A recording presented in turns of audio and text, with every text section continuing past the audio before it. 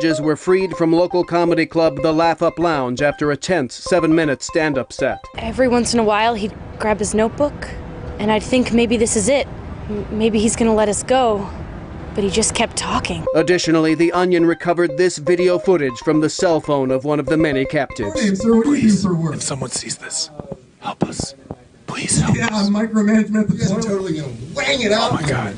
Oh my God, no. Cool. I'm not a religious person, but at one point I said the Lord's Prayer, and it actually had a calming effect. Like Jesus was standing next to me and said, "You're gonna get through this." I mean, sometimes you're just in the wrong place at the wrong time. You know, don't take life for granted, because you just never know when something like this could happen. So, this is the Onion News Network. You can help spread the ideas of liberty with our Patreon for just $5 per month at amps.freetalklive.com.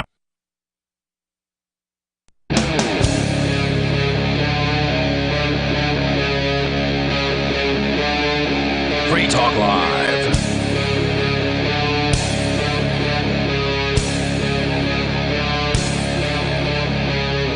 It is Free Talk Live, and as always, you are invited to take control of the airwaves. You can talk about whatever is important to you or whatever is on your mind. 603-283-6160 if you would like to do that. That's 603-283-6160. And with you in the studio tonight, it's Aria. Oh, and Bonnie. And we're being joined by Nikki, and I assume that's why you were a bit distracted there. Yeah, I was just seeing if she could get in time, but sorry. Well, she did ultimately get here in time. Welcome to the show, Nikki. So anyway, in the news today, a number of interesting things. The Metaverse, people seem to be dancing on its grave, and I'm pretty happy about that, because I predicted this like as soon as they started talking about the Metaverse and how great it was going to be. And look at it, I was like, no. I haven't even thought about it seriously in months. Yeah, I don't blame you. I forgot it existed. It's not. Yeah, me too, honestly. It's not interesting or compelling technology. Yeah. It's or anything new. No, it's garbage. And the only thing that makes it interesting, in my opinion, was that Mark Zuckerberg put lots and lots of money into it.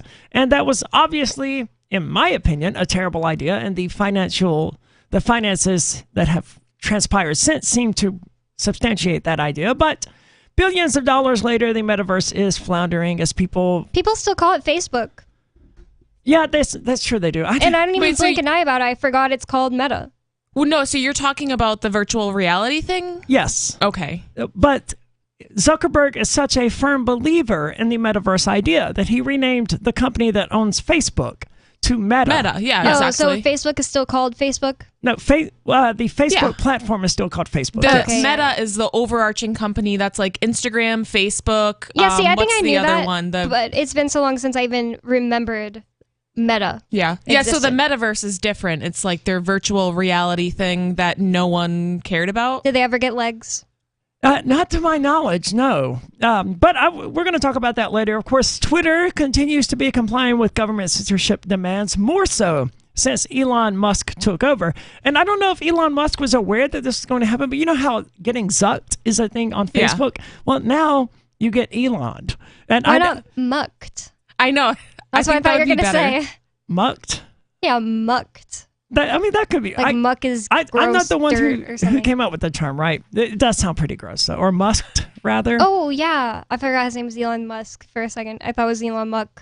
Wow. Well, that's more accurate. Musked. Okay, I guess that just sounds harder to say. It is a bit. It is a bit of a mouthful, but I'm not the one who came up with the term of getting Elon or getting musked or whatever. But that seems to be sounds like something dirty. It does not sound pleasant. Getting right? Eloned. It's like getting T-boned in a car. It sounds like not at all. I've always thought that sounded bad. Yeah.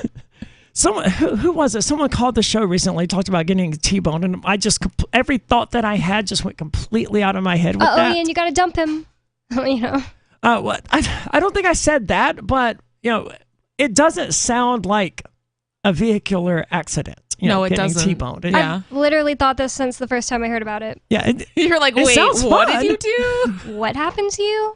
Also, bromance is on the rise, which is apparently where I watched a TikTok today that was pretty amusing. It was like this guy who was, he he was pretending to interview himself, and he's saying, "I'm so straight that I don't even have a relationship with my mother or whatever. Or I won't even go down on a girl," and all of these other examples. Ew, that's gay. Right. Well, I know. Wait. That makes him straight? Yes. Yeah, I'm sorry. I had to interject that. And so someone pointed out in one of the comments, they're like, you're so creative. How do you come up with this nonsense? He's like, no, look, here's really examples of these straight guys making exactly these arguments where they just sound increasingly gay. And there's like, I'm so straight that I'm super gay. It's essentially what they're saying. It's strange.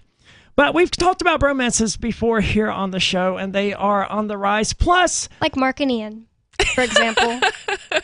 I would call them hetero. I think someone used the term hetero life partners to describe them. And that seemed fitting, I guess. Mark does seem like he's like a part of Ian's family. Yeah. So, but also like a bromance. Aww. I don't know. I thought bromance had more of a romantic connotation to it, right? Like, it's not just friends. It's like friends and then some, right? Well, Ian just doesn't like, have emotions.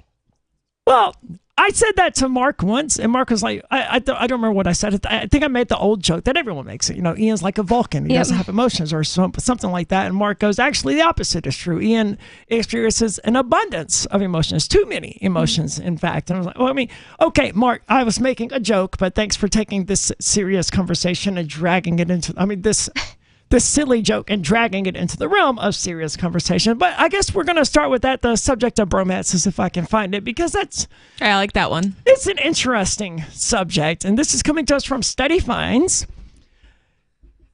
Male friendships are often presented in the media and popular culture as relatively superficial, competitive, and lacking in emotional depth. And I watched another video today that sort of explained why this seems to happen. Is because so much of male identity in Western society is determined by defining what they're not, right? Like when they say, I'm super straight, they're not really taking on any sort of positive identity there. They're taking on a negative identity. They're not gay, is what they're telling you.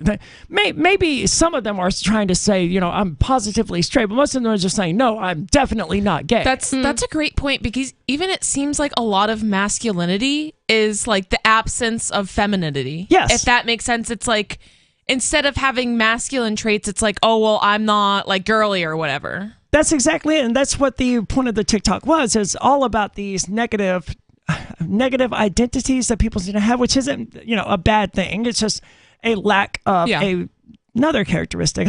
It's amazing the kind of content that you can find on TikTok, because I remember I immediately discarded it years ago when I first, when TikTok started making the rounds, because I opened it up and it was just like teen girls dancing in booty shorts. Like, okay, well, this is not for me. But as I've used it more and TikTok has learned what sort of things I'm interested in, it has served me some really... I found out about a book today that I knew nothing about. It's called God and Anatomy. And I ordered it earlier. Anatomy? An Anatomy, like the anatomy of God, or an anatomy of God. And it's all about the history of the Christian God. I've already forgotten the name that they Yahweh? use. No, it's not that one. It's the other one. Jehovah? No, not that one. Elohim? Elohim? Yes, that one. Yeah. So it's about that, and like how this figure in the earliest versions of the text and stuff like had a wife and and it was just understood that he had a physical body and all of these other characteristics. And the book is detailing the history of how the Christian God has evolved from this physical being into this spiritual one that doesn't have a body. And I'm really excited to read about it. And I only learned about it because of TikTok. And it frustrates me from a censorship perspective to think that the U.S. government is going to ban TikTok at all. But it's also something that I'm using fairly often these days to expand my knowledge. I find it very useful for that purpose. That's exactly how I feel about Odyssey too. Like Odyssey is kind of under the, crosshairs of the federal government, and it's right now like probably my #1 most used app for just like entertainment. Like whenever I'm bored, I'm like, ooh, let's go see if there's new videos on Odyssey. Do they have a mobile app yet?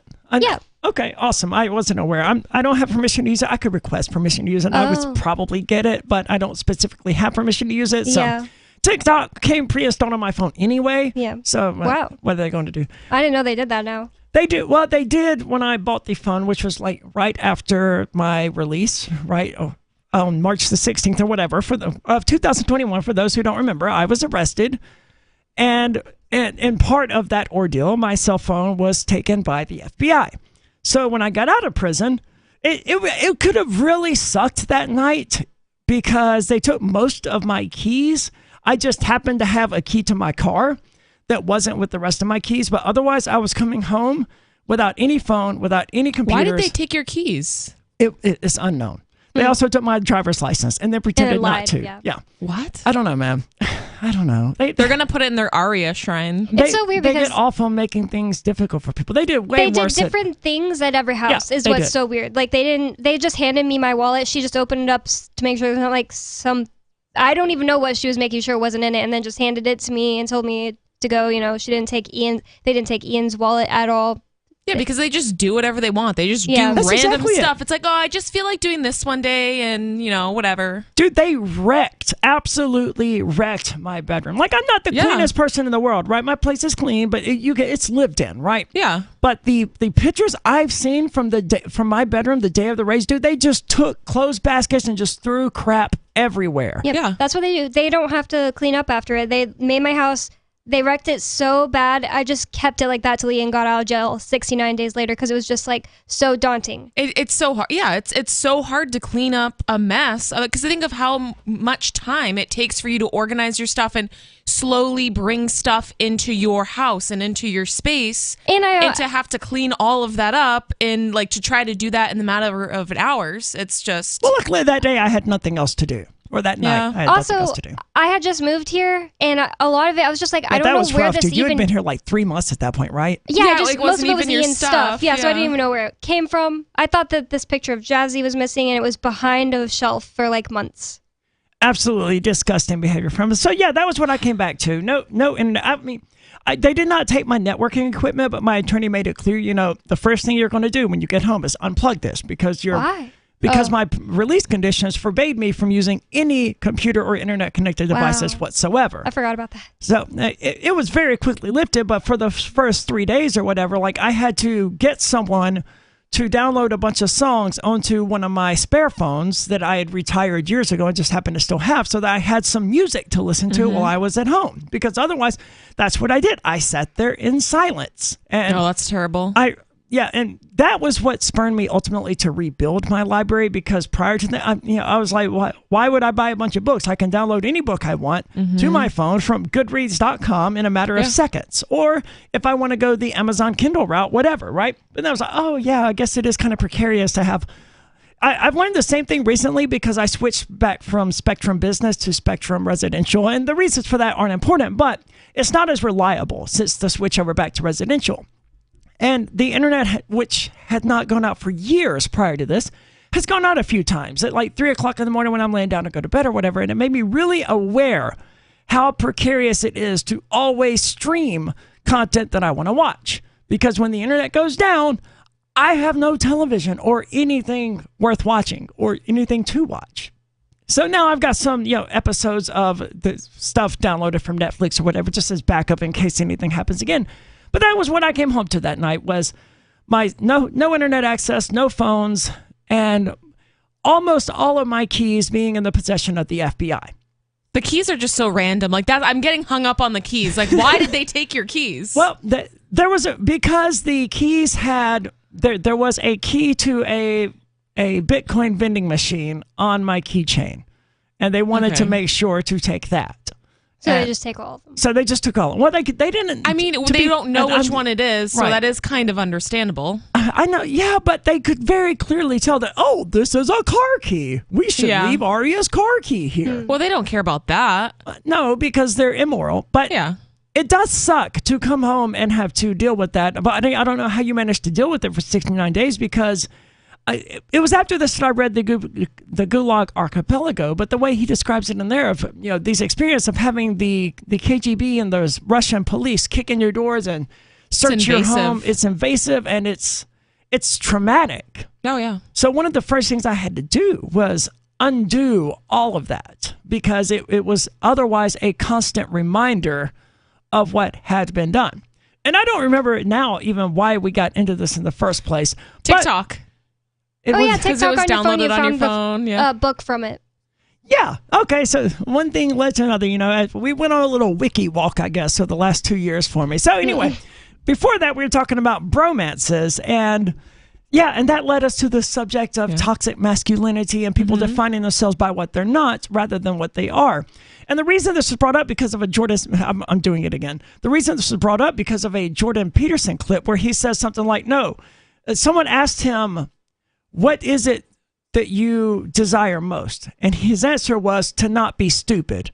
I thought you were going to say to not be feminine. No, his answer was to not be stupid, but it's just as bad. Yeah, it is bad. And the reason it's so bad, as the guy pointed out in this video, is because you can hear in Jordan Peterson's word, his parents coming down saying, "Stupid Jordan, don't do that again." Yeah, like that. Yeah, the trauma. Yeah, his greatest fear is being stupid. And because of that, he's passing all of that trauma on to people who follow him and who respect him and listen to him and stuff. I've never listened to like anything by him. I don't know what it is. I like his content. It's not like I'm saying I hate him. I just have never found it, like saw a title and thought it was interesting or anything. And I haven't blocked on Twitter if I'm not mixing him up with someone else.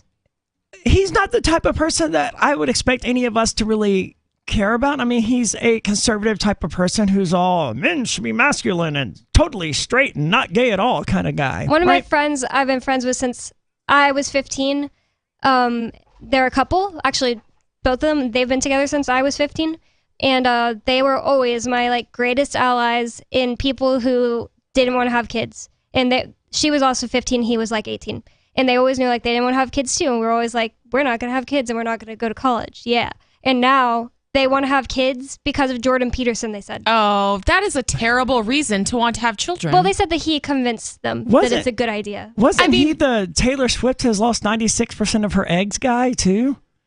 Jordan Peterson? Yeah. I didn't hear about that. Someone on Twitter made that remark that like Taylor Swift's looking really good. She's 30 or whatever. It's like it's crazy to think she's already lost 96% of her eggs. It's not like there's like millions of eggs. I got to look up to see who that was, because that was lunacy, right? Like 96%. That's actually not correct. Whether it is or not, like why? That's why a weird is that thing to what say. you're Like, thinking why about? are you? Yeah, why are you thinking about her reproductive organs right now? Also, you get like a boost of fertility in your late 30s. Do you? Yeah, it actually goes down.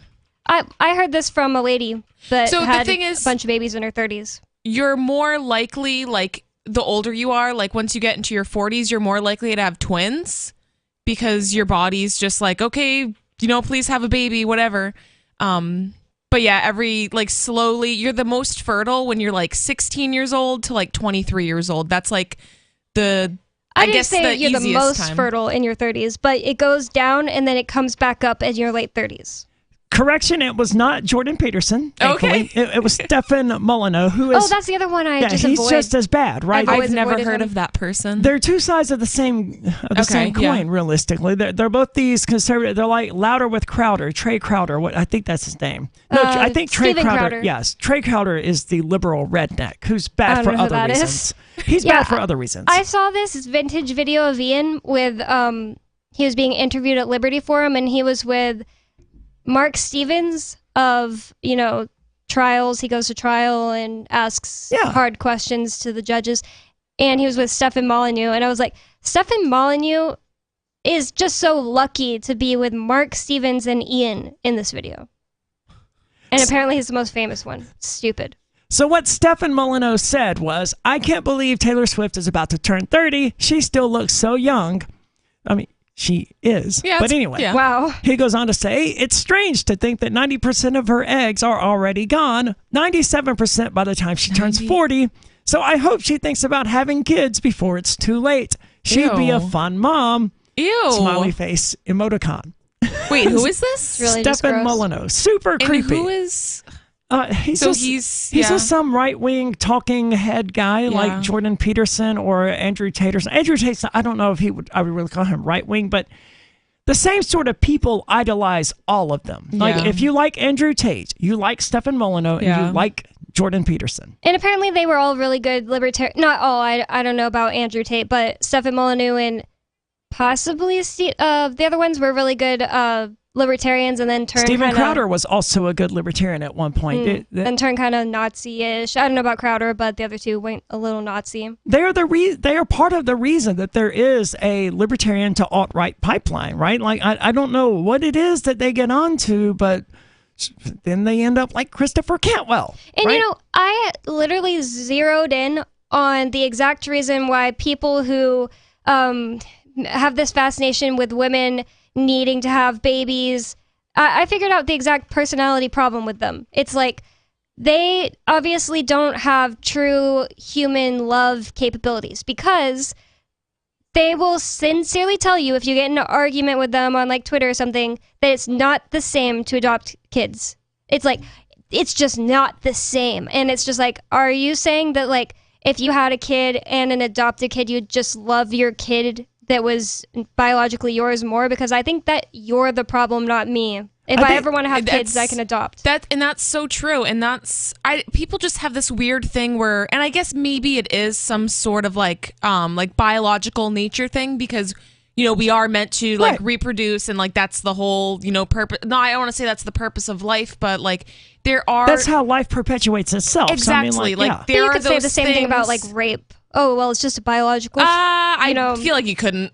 I feel like you could say the same exact thing about rape. Well, it's just okay, so what I'm saying is to perpetuate the human race, like there are natural things that are ingrained in us, whether, in modern day, whether we use that, them for that or not. But I think maybe that's like one reason why people are like so obsessed with like, oh, this has to be my biological child. Yeah, I mean, it's fear of mortality, I would think. Yeah. They know they're going to die and they want to do something to ensure that some part of themselves lives on into the future. Yeah. And of course, in the modern world, it is kind of stupid because it's like, well, if you want to enjoy having children and, whatever, there are a bunch of children already here. Like it doesn't have to be your biological child. And that's something I've never really understood. I've never understood it either. And that was where me and my ex-wife and we diverged on this subject because she wanted 2 kids. And I was like, okay, fine. We'll have 1 kid, but we're going to adopt the other because there's already a lot of kids out there who like need a home. And like, we can do that, right? But she hated that idea. Just wow. I don't know. Just so weird. It wasn't enough. She was like, well, then we need to have 2 kids and adopt one. So, whoa, no, you're changing the rules now. Yeah, like why? That's so weird. I sincerely just can't. My mom has always wanted to adopt since I have been alive, and she has 6 biological children. Good Lord. Yeah, she doesn't like us more than she likes him. Yeah. Or anything like that. But some people and I've seen it before where people will have like either foster children or adopted children, and it is just so obvious that they cannot love children that are not biologically theirs. Yeah. And it's just so sad and that people are like that. It is. I was hoping that something about me was going to change because I don't like kids. I don't like being around kids. I wouldn't say that I hate kids, but I don't want to be around kids. Hey, you don't want to be a parent. Right. And that's fine. And I was like, well, maybe at some point that will go away and some part of me will grow that wants to have a child. And it never happened. I went a completely different direction. I was like, thank God I don't have kids, right? So I lack whatever drive that is that people have to have children. Ian also likes to drive, and Bonnie, I believe you as well, like that drive. Definitely to have kids, but I don't hate kids like Ian. I think it's weird how much Ian doesn't like kids. Like, well, to be fair, a kid Ian today. has also said he doesn't hate kids, and he has found joy in having children around, but he likes to be able to say, okay, I'm done, go away. Yeah, but he can call in and explain it, but it's still a strange amount of dislike, like more than I've seen in most people. I just don't have any common ground with kids, right? That's why, I don't know what to say to them. I can have a better conversation with my dog than I can with someone's kid, because I can say whatever I want to the dog, and it can follow that conversation better than most kids. 603-283-6160.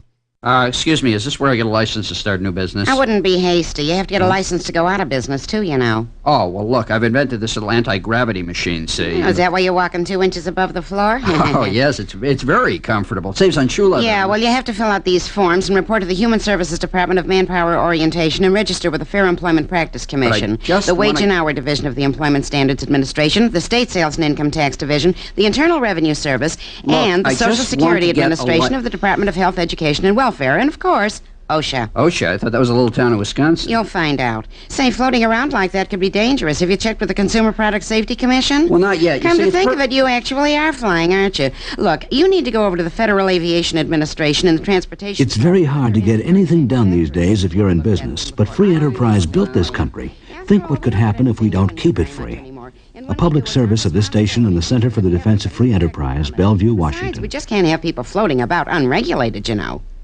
From Feature Story News in Washington, I'm Nick Harper. Embattled US Republican Congressman George Santos has pleaded not guilty to 13 federal charges, including wire fraud, money laundering and theft of public funds. He was released on bail and is due to appear in court again on June the 30th. FSN's Jody Jacobs has more from New York. The embattled congressman has also been released on $500,000 bail. He will be confined to New York and Washington, D.C. and can only travel with prior approval. There's been a flurry of reaction to the congressman's indictment. The head of New York's Republican Party, Ed Cox, says, quote, "The story of George Santos is over." House Speaker Kevin McCarthy, however, has not called for him to resign just yet, saying the law should take its course and, quote, "Let's find out what the outcome is." There are 13 charges against Santos. He transferred money allegedly from political donors into his personal bank accounts during his campaign, and he committed unemployment insurance fraud when he allegedly applied for benefits in June 2020 despite being employed. US Homeland Security Secretary Alejandro Mayorkas is warning of difficult days ahead as the pandemic-era policy used to expel migrants millions of times from the country's southern border is about to come to an end. Title 42 expires at the end of Thursday, although it's being replaced with a series of measures that the administration hopes will build legal pathways for asylum and fix what it calls a broken immigration system. FSN's Benji Hire reports from the US-Mexico border. America, says Alejandro Mayorkas, is a nation of immigrants, but also a nation of laws. Title 42's expiration prompted concerns from some locals and lawmakers of a surge of migrants trying to enter the United States this week. Yet the message from the Department of Homeland Security is that the border is not open. Instead, people will be expelled if they cross into the US unlawfully, deported and banished from the country for 5 years, or else face criminal prosecution. They also won't qualify for asylum if they fail to first seek refuge in a third country en route. Donald Trump has called the sexual abuse verdict against him a travesty of justice and a disgrace. Jurors in Manhattan on Tuesday found the former president liable for defaming and sexually abusing the columnist E. Jean Carroll. FSN's William Denslow reports from New York. Taking to his social media platform Truth Social, Donald Trump wrote several posts and recorded a video railing against the verdict. He said the judge was biased and he was not going to get a fair trial in Democrat-leaning Manhattan. A jury found Trump liable for sexually abusing, but not raping, E. Jean Carroll in a New York department store changing room in the mid-1990s. He must now pay her $5 million in damages. William Denslow, New York.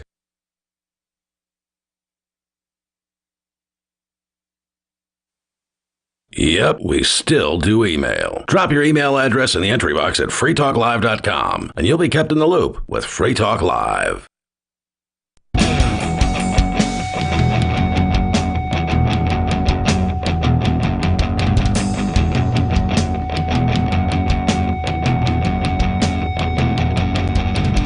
It's Free Talk Live, and you are invited to take control of the airwaves. 603-283-6160. If you want to do that, that's 603-283-6160. And with you tonight, it's Aria, Nikki, and it's Bonnie. And you know who else isn't having children out there? The people in these bromances. I mean, the bromance relationships are not producing children for obvious reasons, right? Gay couples don't really do that. But the amazing thing... I didn't know that bromance had anything to do... I thought bromance was completely asexual, like not sexual at all. I forget the word. It is. Platonic? Yes, platonic. The article here doesn't really get into what bromance actually is, but there is a thing, and I don't remember what it was called because it's something else that we discussed here on Free Talk Live where this was maybe 3 years ago at this point, where men were basically having sex with one another, but they weren't calling it that. Yeah. They were calling it something to make it sound not gay. Cuddling? No, no, that would have been way gayer, right? Like what? in the hierarchy of dudes doing stuff with dudes, having sex is less gay than cuddling. I guess I can see that. It's it doesn't make any sense, right? But that's it's because it's less loving. It's not like they love each other. I feel like it's more feminine to cuddle. I guess. Yeah, maybe. But that doesn't and that's make how it they define gayer, their though. masculinity and their straightness by a lack of gayness. I don't think it's feminine to cuddle. Just it shows that you really like the person. Yeah, I guess so. So there's this person I used to, not to like derail the conversation, but there's this person I used to follow on Instagram that was like a naked yoga dude, and like that was his whole shtick, like just whatever. He was a nudist. And part of his thing was like iron sharpens iron, which basically means if a guy has sex with a guy, that makes them more straight because iron sharpens iron. And he's like, yeah, it's totally. Wait, I think I've heard this. Yeah. Yes. So it's totally not gay to like cuddle with your male friends naked. And like basically that he was saying like doing all of this gay stuff wasn't actually gay because the gayer you are, the straighter you are. What's wrong with being bisexual? Just admit you're bisexual. Yeah. You'll have sex with men and women. That's bisexual. But and he was like, after I cuddle with my guy friend naked, I am able to like, have better sex with women. He's like, so basically like I'll cuddle naked with my male friend. And then after that, I'll go have sex with women. And it's just like way better because iron sharpens iron. And that's like such a stupid and saying. He would just always does not say apply. that. Yeah, exactly. So bromances do not involve a sexual component, but there is a different type of male friendship that does involve a sexual component, and I cannot find it by searching for it because I'd have to narrowly define my search terms because, I mean, let's be honest here, Googling male friendship sexual is probably not going to get the results you're looking for. Yeah. Video sites start popping up. So there is some sort of thing that we've talked about here on the show where they would engage in sexual acts with one another, but it wasn't gay. I mean, obviously it was gay, right? But they would say that it wasn't gay. It's only gay if you are. Right. Well, I don't know, man. That's what they say. It's only gay if you are. These concepts get so complicated because you have people out there making the argument that a man having sex with a trans woman is just normal heterosexual sex. And I'm like, as a trans woman, I can't agree with that because at the very least, it's bisexual or pansexual or something, but it's definitely some sort of gay. Not straight. Yeah, right? it's definitely whatever it is. It's not straight. Yeah, and that's fine. But whatever straight is, it does not include that particular thing. But because some people argue that it is, they invented this concept called super straight, which is like, right, really? Not even Oh, yeah, I saw this and I looked it up because people are saying it's a hate term. I'm literally super straight. Like, literally, there's not like an ounce of being lesbian or bisexual in me at all. Like, that's just and straight. I've tested it. I'm just straight. Like, well, everybody says, like, I'm straight, but, everyone's a little bisexual. Well, bisexual Everyone people says say that. No, everyone says that everyone is. They're like, you are just lying. You're lying. All those people are bisexual then. Because Yeah, I but feel like they're- actual straight people don't say that because they're straight, right? They're bi, probably, the people I'm talking about, but they're also claiming that I'm bi whether I know it or not, and I'm just simply not. And I've actually tested it, so I can say that. I'm pansexual, and I agree that almost everyone is probably some degree of bisexual. And for most people, it's just a question of whether they accept that about themselves or not. But I would never go out on a limb and say that everyone, like even people who insist they're straight, are actually just bisexual. Maybe some of them. I just hate when anybody tries to tell you that they know something about you that you don't know about yourself. It's like, yeah, that's true. I've said this on the show. The one time I got dumped, I had this gay friend, and our straight friend we would hang out with that was also a guy would always tell him, like, you're just trans. You just want to be a girl. And he'd be like, no, I don't. That's such a weird thing to say. It's like, just because why would you assume that about somebody? It's just like his first gay friend, and he was like a twink. So he like didn't understand it. Yeah, he was just like, you just want to be a girl. Why are you so into X and Y? And there's no way. He's like, I'm just gay, bro. Like, leave me alone. These things happen, but let's go to the phones. We do have Ricky on the line from Pennsylvania. Ricky, you're on Free Talk Live. Thank you there, sister. How are you? Sister Bonnie, Sister Nikki, good evening. Yeah, what's on your mind tonight? Well, so everybody understands my topic, I was born December 25th, 1973, and I was born with retinitis pigmentosa, which is, at the time, was a rare degenerative retinal disease. The cells that make the retina are breaking down, and basically your cables break down. So you end up with crazy stuff like night blindness, depth of field problems, lack of peripheral vision. In my case, I had 10% and went to 0 by the time I was 8. And then, by the time I was, you're talking 2012, I went to 2,400 with correction. I was born legally blind, and then a couple years ago I went blind. That slipped down the air by Brother Ian, but it's not his fault. Anyways, here's the funny part of it. With retinitis pigmentosa, an odd thing happens. This is why I would never have children, despite people would say to me through my adult life, "Oh, you'd be a cool dad, Rick, young kids." Well, this disease is hereditary, right? Well, it's worse than that because it's an odd thing. If it's a boy, he's guaranteed to have it. Now, that doesn't mean he'll be legally blind like I am. I was a rare extreme case. Most cases will drive a car throughout their life up until, say, till they're about in their late 30s maybe, but then they can't drive a car no more. Now, me, I was born legally blind, so my progression progressed at a rapid rate. I can never hear the phrase legally blind without thinking of Legally Blonde. Was it Donna Stockman, I think was her name? Yeah, Legally Blind. No, she went viral a number of years ago, maybe 15 to 20 years ago, for getting arrested for, quote, driving a getaway car. And she was like, "I can't see, I'm legally blind, so how am I drive a getaway car?" It's really funny. Look it up. I think I remember this. Someone even made a song about it, and some, techno-ish sort of song, and I'm legally blind. Just look it up on Google. It's very amusing. I mean, you would have had to have been there to really get why it's so funny, but, even, it's like even now it'll be funny. Ain't nobody got time for that. Yeah. It's like the same situation. Very much one of those sort of things. Hide your kids, hide your wife.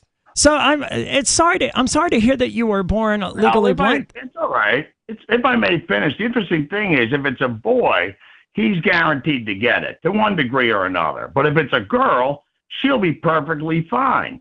And here's the funny story about this. First of all, you have 20/60 with correction and legally drive a car. That's scary. That's not good enough, honestly. But on the subject of procreation, you know that the technology is relatively affordable now to guarantee that the child you have would be a girl and therefore not have this degenerative disease, right?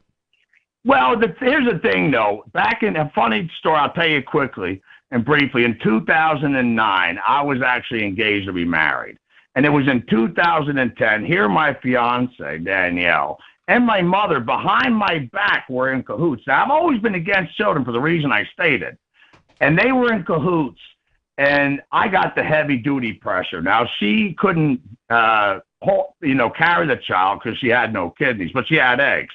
And she had a friend that had a surrogate. I actually broke down. It was going to do it, because at that time, they didn't have that technology. But like she said, with my brains, your brains, and my looks, it'd be a cool kid. But I felt really irresponsible about it, but I broke down. Now, unfortunately, I lost her the next year, unfortunately. And now I'm back. I will never have children again, because it would be irresponsible. Now, you do say, now, what's this about? They have technology they can guarantee. Now, I know that some of that stuff. Tell me a little bit more about that. I never heard that, about guaranteeing it's a girl. Yeah, it's like artificial insemination stuff. I think they can analyze the eggs or something to see which ones are more likely to be. I don't know if it's perfect, but I think they've gotten it pretty particular. Me. Well, genetic engineering has certainly come a long way. Like, they can eliminate some of these degenerative diseases, some of these hereditary diseases, like before the egg is even fertilized. I don't think there's anything scary about it. It's funny because I was just thinking about a very similar topic today, which I never think about, but I remember like a few years ago, like 5 years ago, my sister had this boyfriend that was like feeding her all this information, and she was like, "Bunny, you got to get tested for these different genetic diseases, because if you have a certain amount of chances to have blah, blah, blah, blah, blah, then you shouldn't have kids." And I always just thought, like,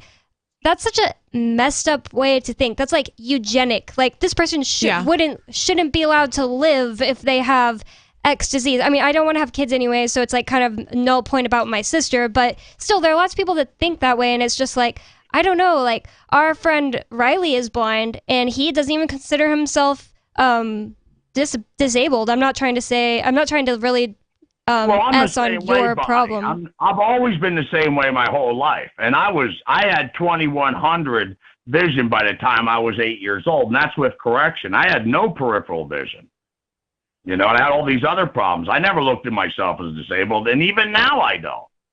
That's good. Well, that's good. It's important to stay positive, and there's plenty of reasons to have children and not to have children. It should definitely be a personal decision that you make on the basis of whether or not you want to have a child. Well, I don't think we should give a lot of thought to what possible traits and characteristics and diseases a child can inherit from us. I mean, if you're healthy enough to have a child, chances are good your offspring will be relatively healthy, I think. And I'm not a geneticist, but I'm pretty sure that's more or less the way it works. But I also don't, like he said, he's scared of that. I just don't think it's really like a bad thing or like playing God to do fertility treatments and be like, yeah, throw that one out. It has brown eyes. Even if that's possible, I don't know if it is, but I think it is, yeah. I don't think it's a bad thing.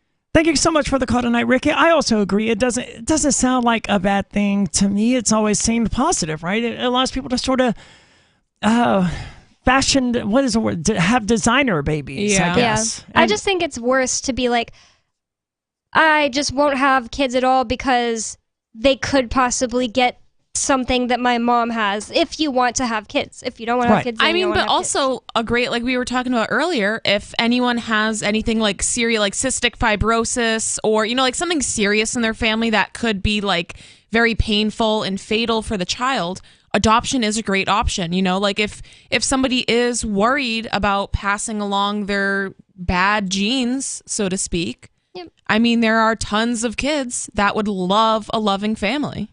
Really good points. So back to the subject here of bromances.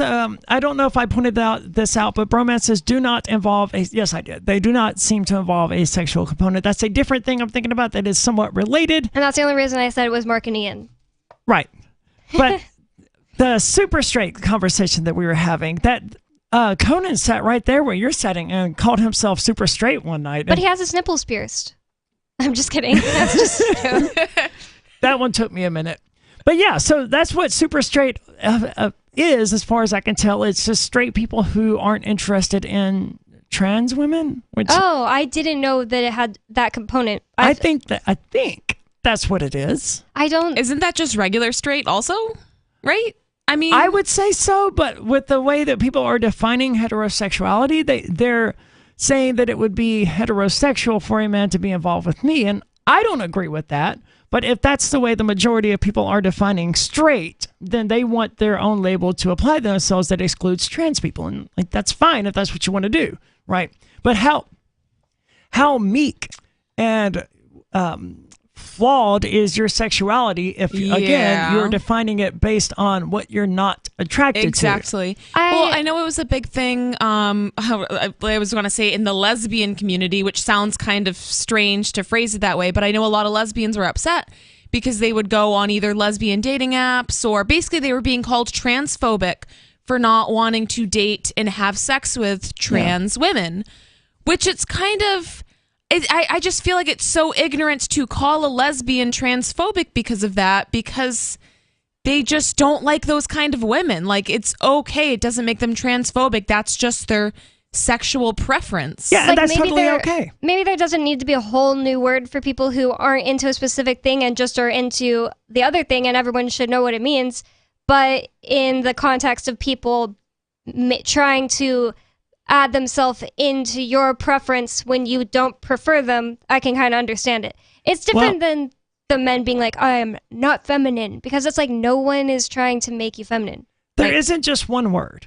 There are multiple words. And I learned this when I signed up for Tammy, which is an LGBTQ dating app. And I was stunned by how many different ways there are to define sexuality. And like, I can't even think of all of them right now. There's like finsexual. How can there be more than one word for straight, though? That's crazy. I guess straight isn't included on there, right? No. But if you were a straight male, you would choose that you're a cisgender male, and you're interested in, you're a gynosexual, I think was the term that they use, which is strictly women, cis women, essentially. Whereas femsexual, I think, or femsexual was you're attracted to people who are feminine, but not necessarily just cis women. So there's a ton of different.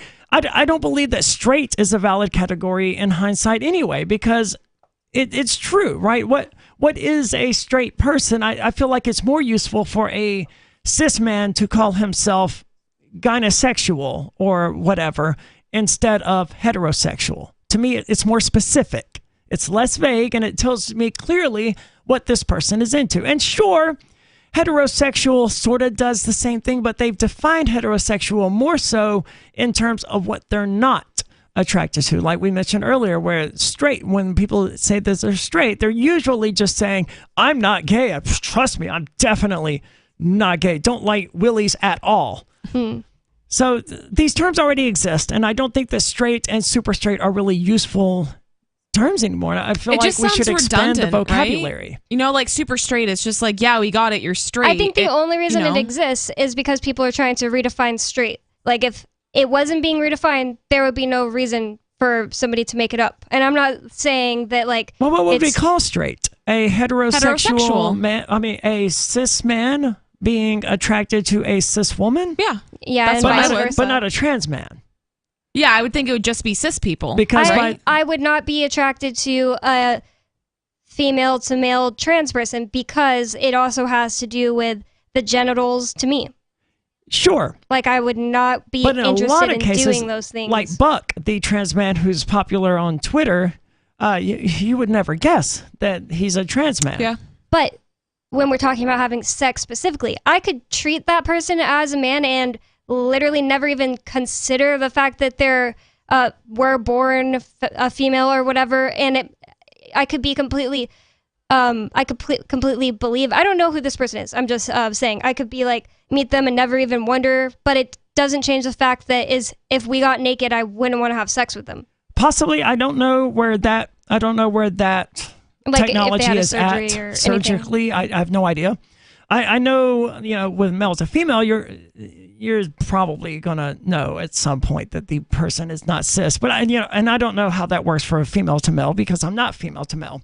But this person who is super straight, by their terminology of if it's about the genitals of the other person, then the heterosexual straight male, cis male, would be willing to engage in a relationship with a trans male, right? No, because it's most both of them things. are not. It's both things that they're into. They're into a feminine person who has a vagina. Right. That's what I think. That's why it doesn't include a male or female to male trans person. I would generally agree with that assessment too, and those definitions. I just find that gynosexual and femsexual and other similar terms I don't have a problem with a little that more term. accurate because. Yeah.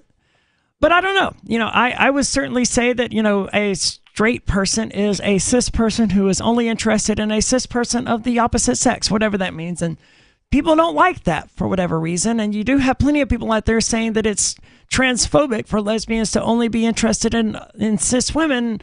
I think that's messed up, right? Yeah. To me, that's discriminatory. You should allow people to have the sexual preferences that they have. There's nothing wrong with that.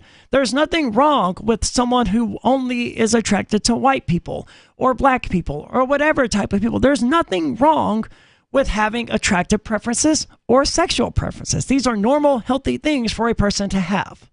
And that, I'm a pansexual who's open to all races and all gender and sexual identities doesn't mean everyone else has to be either. That's just me. And I feel like we should accept one another for our differences. And if someone doesn't want to be involved with me, then they should use one of these dating apps, preferably. I mean, if they're using dating apps to connect with people or whatever, and they should choose that they're only interested in, cis women or whatever, because those options do exist. And I didn't even know about them until a few months ago. I always thought it was just heterosexual or that, because I understood Tammy to be focused exclusively on lesbians. So I was like, I'm not invading their space. You know? I wouldn't expect lesbians to be interested in me, and I'm not going to I don't want to deal with that. But then I learned that it's not. It's for all LGBTQ people and of all characteristics, presumably straight people as well. Then why are straight people on it? I'm sorry? I said the more straight people on it, like. Well, I don't know weird. that straight people are, but the options are certainly there for a person to identify as straight if they wanted to, right? If they wanted to be a cis male using this app who was only interested in had a gynosexual orientation, then that would be straight. It sounds like the preferences are available in this app to where somebody shouldn't be matching with you and then saying like, "Oh, you're a tranny." Right. Does that happen? I don't know. I haven't really used it because I took a look at it. I was like, yeah, this is going to be as useless as Tinder and Match and all of the other dating apps. Is like, that's not useful to me in the real world, right? Like Grindr is useful for a very specific purpose, but I'm not trying to date anyone on Grindr. Right. And that's the point of Tinder and some of these others. Sure, you can have hookups with them as well, but like why bother when I can just go to the bar here in Keene if I want to hook up with the girl and make that happen way more easily than spending 5 weeks on this app to... Still texting them. Yeah, to get maybe one date that maybe leads somewhere. So dating apps are useless for certain types of relationships. But among those relationships, presumably, are bromances. Men, we are led to believe, either have low-quality friendships or not enough of them. And I think this, again... comes back to all of the negative identity characteristics that they have, where they're not gay, they're not soft, they're not weak. You know, they're these strong, manly, emotionless men. So they lean on women for intimacy, shying away from deep and real connections elsewhere because they can't expose. If they define vulnerability and emotional connections as gay, and the one thing they don't want is to be perceived as gay, then you can never have a conversation where two men are like, man, my relationship's on the rocks and I don't know what to do about it, because exposing themselves, revealing that level of vulnerability is a weakness to them. So they can't have a deep, meaningful connection. I just like don't associate with people that are that straight other than like my own partner, because it's just like ever since high school, all of my friends have been people who have either been like bisexual or gay, like as far as male friends, bisexual or gay, or straight guys who are totally cool with that. Like I don't know, I think things have just changed a lot. Like I wouldn't be friends with somebody who was like gay. I would just be turned off by that and not be friends with them.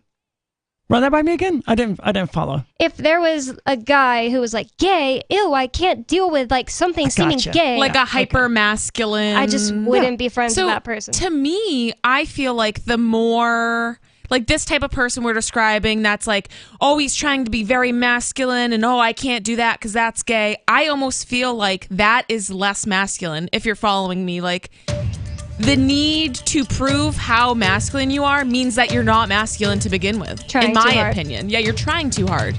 If you were just naturally masculine, you wouldn't have to, try so hard to not be gay. Really good points. 603-283-6160 if you want to join us. There is more coming up here about these bromance relationships. And coming up, also Twitter censoring people in response to government demands. There is more coming up. It is Free Talk Live. So the protection of life, liberty, and property is what the Free State Project is all about. But it's an effort to move 20,000 people who understand. It's about demonstrating to the entire country that, we can have a free market, a truly free market. Making it just a freer, great place to live. It's the world's largest voluntarist libertarian community, and it's only getting bigger. That's amazing, to be able to move to a place where other people passionately believe in being free and independent. What the Free State Project is managing to do, though, is to put their money where their mouth is. It's physically getting up across the country and saying, let's go someplace and let's demonstrate the power of these ideas. There's a lot of kind of philosophy that surrounds liberty. There's a lot of thinking about it and talking about it. But here in New Hampshire, people are doing it. 101 Reasons Liberty Lives in New Hampshire, a documentary by Free State Project Early Movers. Watch it free at 101reasonsfilm.com. 101reasonsfilm.com. Free speech is protected on the internet, right? Not always. Government agencies try to limit free speech and commerce on the net. Luckily, when they do, the Institute for Justice is there to defend your First Amendment right to free speech. IJ helped set the first federal precedent for internet free speech in 1999, and ever since has worked to prevent unconstitutional roadblocks in cyberspace. Visit our website today at ij.org. What if you want to hear the latest episode of Free Talk Live, but all you have is your phone? You forgot to download our archive, and you have no data connection. You can call our Listen line at 641-793-0191. That's a long-distance number, so you may incur charges. If not, listen as long as you want. 641-793-0191. The Free Talk Live Listen line, 641-793-0191. You're listening to the live edition of Free Talk Live. Hour number 2 is next after the news here on the Liberty Radio Network at LRN.FM. From Feature Story News in Washington, I'm Nick Harper. Embattled US Republican Congressman George Santos has pleaded not guilty to 13 federal charges, including wire fraud, money laundering and theft of public funds. He was released on bail and is due to appear in court again on June the 30th. FSN's Jody Jacobs has more from New York. The embattled congressman has also been released on $500,000 bail. He will be confined to New York and Washington, D.C. and can only travel with prior approval. There's been a flurry of reaction to the congressman's indictment. The head of New York's Republican Party, Ed Cox, says, quote, "The story of George Santos is over." House Speaker Kevin McCarthy, however, has not called for him to resign just yet, saying the law should take its course and, quote, "Let's find out what the outcome is." There are 13 charges against Santos. He transferred money allegedly from political donors into his personal bank accounts during his campaign, and he committed unemployment insurance fraud when he allegedly applied for benefits in June 2020 despite being employed. US Homeland Security Secretary Alejandro Mayorkas is warning of difficult days ahead as the pandemic-era policy used to expel migrants millions of times from the country's southern border is about to come to an end. Title 42 expires at the end of Thursday, although it's being replaced with a series of measures that the administration hopes will build legal pathways for asylum and fix what it calls a broken immigration system. FSN's Benji Hire reports from the US-Mexico border. America, says Alejandro Mayorkas, is a nation of immigrants, but also a nation of laws. Title 42's expiration prompted concerns from some locals and lawmakers of a surge of migrants trying to enter the United States this week. Yet the message from the Department of Homeland Security is that the border is not open. Instead, people will be expelled if they cross into the US unlawfully, deported and banished from the country for 5 years, or else face criminal prosecution. They also won't qualify for asylum if they fail to first seek refuge in a third country en route. Donald Trump has called the sexual abuse verdict against him a travesty of justice and a disgrace. Jurors in Manhattan on Tuesday found the former president liable for defaming and sexually abusing the columnist E. Jean Carroll. FSN's William Denslow reports from New York. Taking to his social media platform Truth Social, Donald Trump wrote several posts and recorded a video railing against the verdict. He said the judge was biased and he was not going to get a fair trial in Democrat-leaning Manhattan. A jury found Trump liable for sexually abusing, but not raping, E. Jean Carroll in a New York department store changing room in the mid-1990s. He must now pay her $5 million in damages. William Denslow, New York. From Bureaus Worldwide, this is FSN. With FSN Spotlight, I'm Simon Marks, looking in more detail today at Tuesday's arrest of former Pakistani Prime Minister Imran Khan. It sparked mass protests across the country. He's charged with corruption, but his supporters insist the allegations are politically motivated just 1 year after he was ousted from power and months after he was disqualified from holding public office again. Imran Khan has been calling for elections ever since, and there are fears about the instability his arrest could now cause. I think the whole nation is in shock that this has actually happened, that he has been arrested with only 5 days to go till May the 14th, which was when the elections were due. Dr. Sundas Ali Omer of Oxford University is in the Pakistani city of Lahore. There has been a constant effort for, to stop the elections from happening. Imran Khan dissolved the assemblies in January, and since then has been protesting for early elections in the Punjab province and in the KP province. It's been so turbulent. The judiciary has been probably the only institution that's that's been pushing for this, that elections must be held within 90 days after the assemblies have been dissolved. And Imran Khan has been quite vocal about this and has been blaming the establishment and the current government. Western governments, including the US, are calling for the rule of law to be observed in Pakistan, but the days ahead could test the country's institutions. With FSN Spotlight, I'm Simon Marks. And the main news again, embattled US Republican Congressman George Santos has pleaded not guilty to 13 federal charges, including wire fraud, money laundering and theft of public funds. The US Homeland Security Secretary has warned of difficult days ahead as the US prepares to end the immigration policy Title 42. And Donald Trump has called the sexual abuse verdict against him a travesty of justice and a disgrace. That's Feature Story News. Nick Harper reporting. Well, folks, look who came crawling back to Pennington. That's right, Jeff Statsky. Just 4 years after leaving town to make it as a songwriter and musician on the East Coast, Mr. Hot himself, Jeff Statsky, has returned. Locals are simply stunned that Mr. Ambition himself would deign to move back to Pennington, the town he once said, quote, wasn't big enough for his music. Tuffy's Bar is even planning a welcome home party for the would-be Bob Dylan. We got a nice cushioned stool for his precious little East Coast ass. Hey, Jeffy boy, we got the radio on. We're still waiting to hear that big song of yours. Where is it? Local business owners say Statsky might have just as hard a time finding work here in Pennington as he did when he was trying to be a dainty little songsmith in Coolsville. Oh, sure, I could set him up with a job, no sweat. Oh, wait, come to think of it, we don't have any openings right now for tambourine-shaking pansies who got dick-slapped by the big city. This is the Onion News Network. Got Telegram? You can follow our channel there and discuss show prep with other listeners at telegram.freetalklive.com.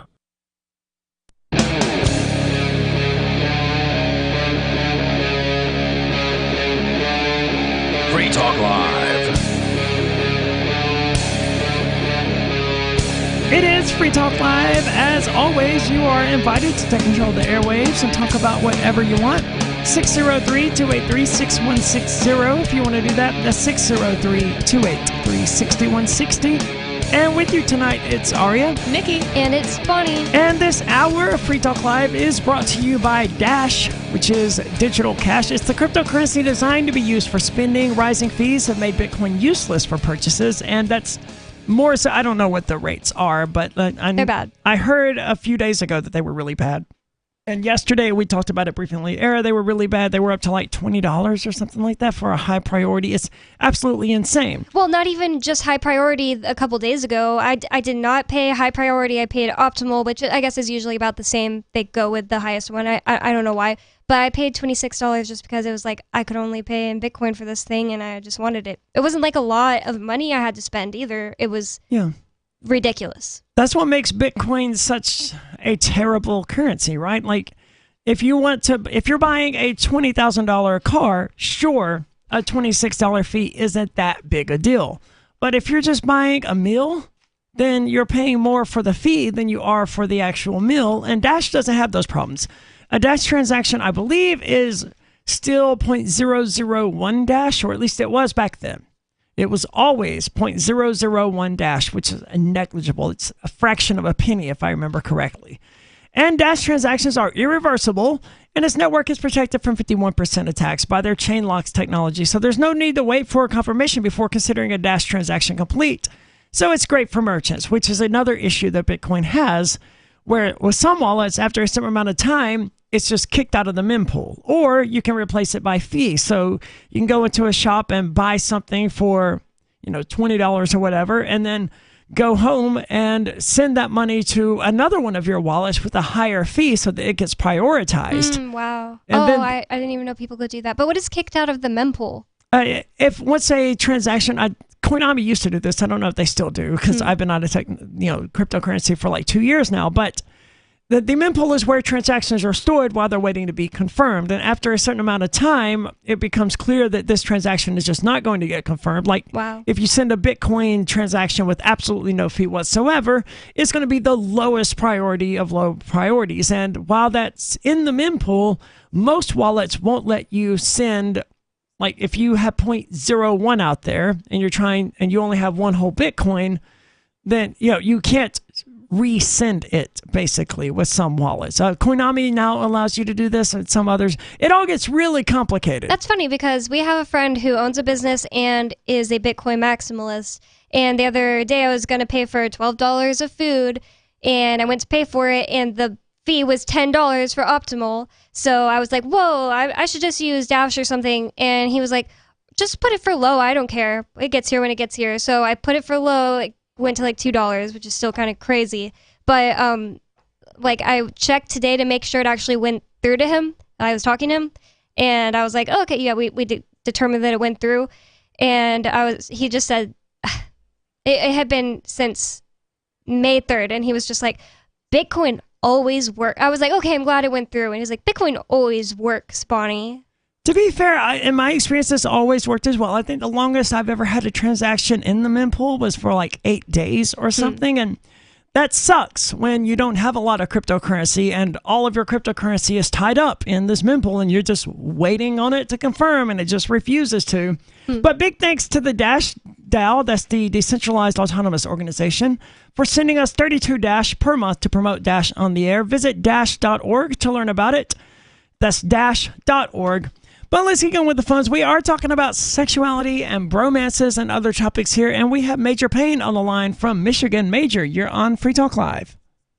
Yeah, there's so many, 3, 4, 5-letter acronyms now describing sexuality. When I was a kid, I don't know, this is back in the 80s. I guess I was a young man. So I'm sitting around with a buddy of mine, and we're discussing this. So obviously, we must have been having a bromance, right? So there was 3 different kinds of people back then. There was heterosexuals, there was homosexuals, and there was transsexuals. Well, we're already inaccurate at this point, right? Because transsexual isn't an orientation. Well, okay, I came up with a whole nother subspecies at that point, which I called a trisexual. Species. So what is a trisexual? Well, they'll try anything. My gosh. Fair enough, I guess. But I mean, it's not fair to say that there were only 3 orientations then or whatever, because again, transsexualism it's an identity, not a sexual orientation. But it's inaccurate. It's just like saying, there's only men and women out there, or there's, only hydrogen and helium out there in the universe. We're just discarding huge percentages or huge portions of reality because most things fall into 80 or 90%. Let's go back to just the word trans. Okay, I remember 10 years before this conversation, what a trans was something connected your motor to your rear end and gave you freedom. Transmission. Now, I don't know how this came to be sexually innuendized. It's not. It's just a prefix. This whole trans literally means and language theft is just ridiculous. Trans means across. A trans person moves across gender identities. That's all. I don't think. Are you saying transsexuals, transgender people stole the phrase "trans" from transmissions? Because it's just a prefix. Because it meant lots of things back then too. There was still transcontinental, just because it didn't take away from transmission because transcontinental existed. Well, that means to go from one to another. It's a connection. That's what they're doing. Is it not what they're doing? They're transitioning into, a different gender. Or you might say they're going from one to the other, right, Major? Well, I really don't understand this. There was pitchers and catchers, and now there seems to be nothing but, I don't know. Well, the whole world is gone crazy, and I'm totally freaking lost. This girl on Twitter is looking to make a movie, and her name is Pariah the Doll, and they need extras, and they said it's like finding a needle in the haystack to find straight men in New York City to be extras. They said everybody that keeps coming forward is a gay male that wants to be in the thing, or a woman. Why can't they use a straight male? They want to use straight males. Why can't they use a bisexual male? It's not. Is this porn that they're shooting? No, they just need extras, and everybody that wants to be in the movie that keeps coming forward looks gay to them, I guess. Maybe. Thank you so much for the call. They're probably searching for truism, and they can't find it there. What's there are truism? no real men in the cities. They're nothing but soy boys. I don't know if Pariah the doll cares about that. Yeah. They got limp willies and weak minds. I'm out. Yeah, thank you so much for the call tonight, Major. It's simply not fair to characterize trans people as just coming out of nowhere. The world hasn't gone crazy at all. It's become more accepting of people's differences. Trans people have always existed. And the left-handed example is still the best example to explain what's happened with gay people and LGBTQ people, right? Where 100 years ago, you were bad for being left-handed. Left, literally, I think there's the word sinister, which meant left-hand. I don't remember exactly how all of it played out, but basically you were considered evil or bad to be left-handed, and they would force people who were left-handed. Yeah, they would tie their hands behind their back. Yeah, and they would force you to learn to use your right hand because no, you're not allowed to be left-handed. But then when they stopped doing that, when they allowed people to just be left-handed, they were like, oh, I guess, look, 12% of the population is left-handed, whereas you would expect people to say, well, now we've got all of these left-handed people running around. Where did they come from? There were no left-handed people when I was a kid. Well, there were. They were just forced to be right-handed. And that's the exact thing going on with sexuality and gender identity today, where trans people and gay people, we've always been here. It's just now no one's forcing our hands behind our back and forcing us to write with a certain hand to make themselves feel more comfortable. Yeah, I think if anything, the world has gotten less crazy, right? Because previously, there's always been gay people, and I'm sure there's always been, trans people. But previously, these people were being murdered, and they were being, still in a lot of countries, they stone people for being gay. They literally throw rocks at them, and they murder them. I mean, that is absolutely crazy. So, and it wasn't that long ago that it was happening in the United States. The Stonewall thing that happened in New York City was only 40 years ago, right? Yeah. That's crazy. When black transsexuals and black gay people in New York City had to defend themselves with bricks against police officers for basically being charged with being gay. Yeah, so I just don't get how, the tolerance that the majority of our society is I don't get how the tolerance is what's crazy. It's these people that's just they're going to clown world, right? I think they're just confused. They just don't understand that people can be different, and for some reason, most of their lives, people were forced to not be different. Yeah, and I think a lot of conservatives, it's just for some reason, trans people and gay people just existing is threatening their own existence, right? And their own security. I don't understand. Just Arya being a woman doesn't make me any less of a woman. Is that hard to understand? That's we are two different people. That's the main point of all of this. It's just that people can't let other people live their lives and just be okay with other people living their lives. And I don't understand why. Why do you have to be involved at all? Yeah. And they say we have to save the children. They're putting our faces in it. They're out about it. And that is completely a you problem. It's also not true. In all of my life, I have never had a gay person knock on my door and be like, can I interest you in the merits of being gay today? Or can I give you this pamphlet about being gay? But I can't count how many times I've had Christians come to my door and be like, here's a pamphlet. We don't want you to burn in hell for all eternity. Not to say nothing of how Christianity is just pervasive throughout the United States to the extent that all of these laws that you're seeing that outlaw drag queens and whatever throughout these states, they're ultimately based in Christianity. There's a few degrees of separation, but really the reason all of that exists is because of Puritanism, which is there because of Christianity. So all of this is ultimate, to say nothing of all of that, right? I have never had a person knock on my door and say, hey, have you considered transitioning? But I have absolutely had Christians leave flyers on my doors to knock. There was one time when I lived in the South where this old preacher came up to me and insisted that I take his card because he was a pastor, and he was like, no, I insist you should have it. I was like, I don't want this. I'm an atheist. I don't believe in your God, and I don't want this. So I would take it anyway. No, I'm not taking it. Wow. And, I had fallen for it that when someone walks up to you and they hand you something, people instinctively take it. right? And I had taken it. I was like, well, no, I don't want this. Take it back. He's like, no, I'm not taking it back. So I was like, all right, well, I'm putting it here on the counter and I'm not taking it because I'm standing my firm ground on this. You have no right to demand me to take this, and I'm not going to. I don't want it. But I've never had a gay person or a trans person do that. That's just crazy. I got I was bagging groceries once, and I didn't get paid in tips. They paid you good enough for this to not need tips or anything. But this guy was like, "Can I give you something?" and gave me a tract. It's just like, what? Why would you even I don't know. I'm just sitting here bagging groceries. A tract is a Christian pamphlet, mini pamphlet that they'll leave in bathrooms. Yeah. The worst ones are the ones that pretend to be tips, money tips. It's you look at it, it's like a $20 bill or whatever, and then you open it up and it's actually not a $20 bill. It's a religious tract. Dude, that's so messed up. And it was funny. I was actually just talking about that this morning when I was a waitress, and I've been a waitress or a bartender at probably 5 or 6 different restaurants. But for some reason, this one restaurant I worked at, they would leave us so many of the youth group pamphlets and the little mini Bibles and stuff like that. And it's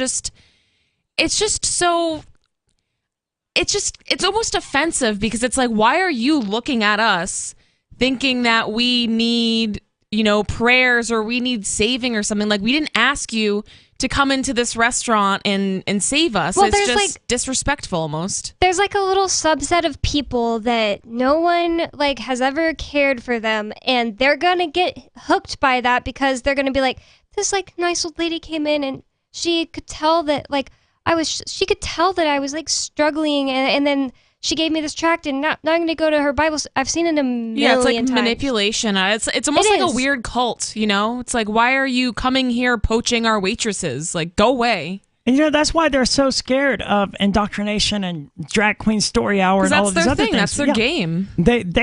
They go out and proselytize and try to recruit. They seek out the vulnerable, the ones who look like they're troubled, and they go, hey, look, come join me. I can make you whole again. God can save you. And they expect the LGBTQ people to be out there doing the same thing as, I see you're a troubled young kid. Huh? Have you considered being gay? No, that's you Christians doing that crap to people. The rest of us aren't. I've never had a Muslim do that. I've never had a Jew do that. It's only ever been Christians. And maybe if I lived in other parts of the world, that would be different. That's a good point, though. In America, I've never had a Muslim try to make me Muslim. No. But I live in the United States, and the show is based in the United States, and I have never had anyone but a Christian come up to me and try to recruit me into their way of life. And that's just a statement of fact. And I would speculate that everyone out there listening can make the same statement of fact, that you've never had an LGBT person do it, because it's crazy, right? And as an LGBT person, I know... the whole born that way thing, it's crazy to think of a black man going up to someone and be like, hey, have you tried being black? Yeah. Maybe that'll solve your problems. No, I know that's not the way it works. Just like the black man knows you don't just become black one day, right? Well, it's funny because that's what a lot of straight, I don't want to say a lot of straight guys, but I've heard straight guys say this where they're like, yeah, I don't care that you're gay, but just don't hit on me. I know. And it's okay, don't flatter yourself, bro. Right. I doubt any of these gay guys are going to start hitting on you. It's very peculiar, man. It's so strange. And I don't know I don't know why they think that sexuality, if you're a straight dude, right? Why do you think that someone can convince you to be gay? Because that's what I don't understand. I know there's this entire culture of oppressing LGBTQ people and convincing gay people that they're actually straight. And, these indoctrination camps, what is the word I'm looking for? Pray the gay away camps where, the suicide rates are sky high and all this other stuff. And maybe they're effective to a degree temporarily, but ultimately if someone's gay, they're going to end up being gay. And no amount of indoctrination or brainwashing tactics ultimately change that. That's just the most important thing for a child to be spending their time doing, too. It's don't spend your summer, reading books and, going out and exploring nature. Just, we want to make sure you're straight. That's crazy. I just can't even imagine. It is. But see, that's what they think. They when you operate under the belief that sexuality and gender identity and all these other things are choices, then you're weak and you're afraid that everyone can persuade you or persuade your children, and then it's a very simple thing to believe that people can persuade you, but that's not the way any of this works. I can't persuade you to be gay any more than I can persuade you to be black. You are what you are, and I am what I am. And the sooner we all accept that, the sooner we can move forward and stop doing these crazy things like passing laws that make it essentially illegal to be trans or gay or whatever in certain places. But let's go to the phones. We do have Chuck on the line from Washington. Chuck, you are on Free Talk Live. Thank you for taking my call. I really look forward to this discussion on Wednesdays when you guys are on the air. Yay! Particularly. Thank you. But I just wanted to ask. I guess I got some good news for all the Trump supporters out there. He won't be having to register as a sex offender, so that's a plus. Well, he was never going to have to as a result of this thing, right? Like he was being sued in a civil court. Oh. He wasn't being charged criminally. How can you get... I saw a headline today. I didn't read it, but I saw a headline that said he is being found responsible for sexual assault. But not rape. But... The jury specifically said that he did not rape the woman. Oh, okay, but I didn't know that you couldn't get, like, become a sexual offender because like some people are sexual offenders just for doing something like putting their hand in someone's shirt. As I understand it, the barriers of proof are lower in civil court than they are in criminal court, and we saw this with Christopher Cantwell when he got sued in North Carolina, and a bunch of other alt-right people got sued in North Carolina. The reason they were sued was because you don't have to be convinced beyond a reasonable doubt. You just have to be convinced based on a preponderance of the evidence that it was likely that this thing happened. Yeah. So you just have to be convinced that there was a greater than 50% chance. But in a criminal court, you would have to be convinced beyond any reasonable doubt. Allegedly. So does this make Donald Trump a unregistered sex offender then? I mean, if he's a sex offender, he's a sex offender, and I can't really say whether he is or not. I wouldn't know. I don't. He's made off-color comments, but to me, that doesn't necessarily make him a sex offender. Well, he'd been found guilty of a sex crime, and he was not found guilty. He was not found guilty of a sex crime, though. A jury found that he was likelier than not to have sexually assaulted this woman. And you can be found, like, people have been found guilty of things that they're innocent of. So, like, in the realm of legitimate truth, I wasn't there. I don't actually know whether he is or isn't. Maybe he is. Okay, so it wouldn't surprise me. The thing is, none of the three of us have some kind of, like, reason to defend Donald Trump. It's just the fact that the justice system doesn't actually work to find the truth of situations. We don't have any faith in that. I'm just trying to figure this out. What kind of, how this is all going to pan out here.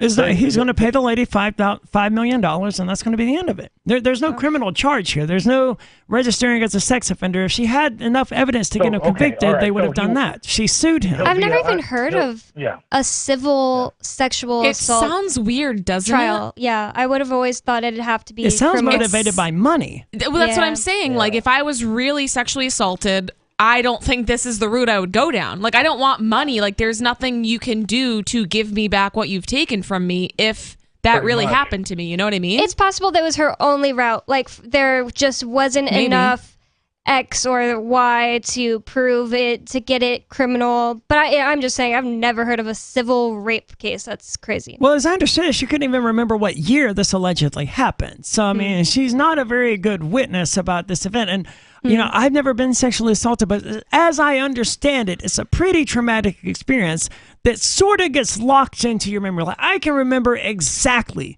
what March the 16th of 2021 was like. I remember that. I remember going through it from beginning to end. And allegedly, that's what people experience when they go through sexual assault, especially rape.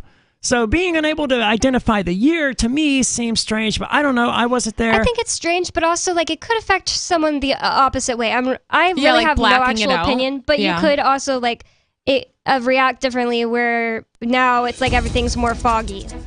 And thank you so much for the call tonight, Chuck. I don't think it makes really that much of a difference. The people who support Trump are going to continue supporting him. It's not going to bar him from office. He's done way worse things. Yeah, he's not going to be a registered sex offender. He's going to pay this lady $5 million that he's probably got lying around, and that's going to be the end of it. Is this what he got raided over? No. Something else? No, yeah.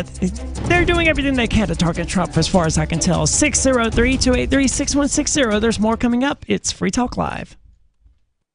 If you're looking for work, or even if you're not, here's an innocent mistake you really want to avoid.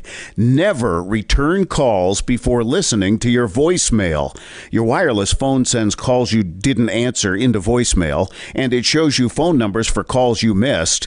Important, don't call back callers you missed until you have first listened to your messages. Otherwise, you frustrate people who bothered to leave messages by asking them to repeat a message they just left as your voicemail greeting instructed them to. If you're a job applicant, this alone could be a deal killer. And even if you're not, there are few things you can convey to someone that are as fundamentally maddening as, "I didn't hear you." With money and attention so scarce now, effective communication skills have never been more important. For more tips for job seekers and everyone else, hit survivalspeech.com. I'm Holland Cook. From Feature Story News in San Francisco, I'm Ira Spitzer. The U.S. Secretary of Homeland Security Alejandro Mayorkas is warning of difficult days ahead as a pandemic-era policy used to expel migrants millions of times from the country's southern border comes to an end. Title 42 will expire on Thursday, although it's being replaced with a series of measures that the administration hopes will build legal pathways for asylum. FSN's Benji Heyer reports from the U.S.-Mexico border. America, says Alejandro Mayorkas, is a nation of immigrants, but also a nation of laws. Title 42's expiration prompted concerns from some locals and lawmakers of a surge of migrants trying to enter the United States this week. Yet the message from the Department of Homeland Security is that the border is not open. Instead, people will be expelled if they cross into the US unlawfully, deported and banished from the country for 5 years, or else face criminal prosecution. They also won't qualify for asylum if they fail to first seek refuge in a third country en route. Benji Heyer, El Paso, Texas.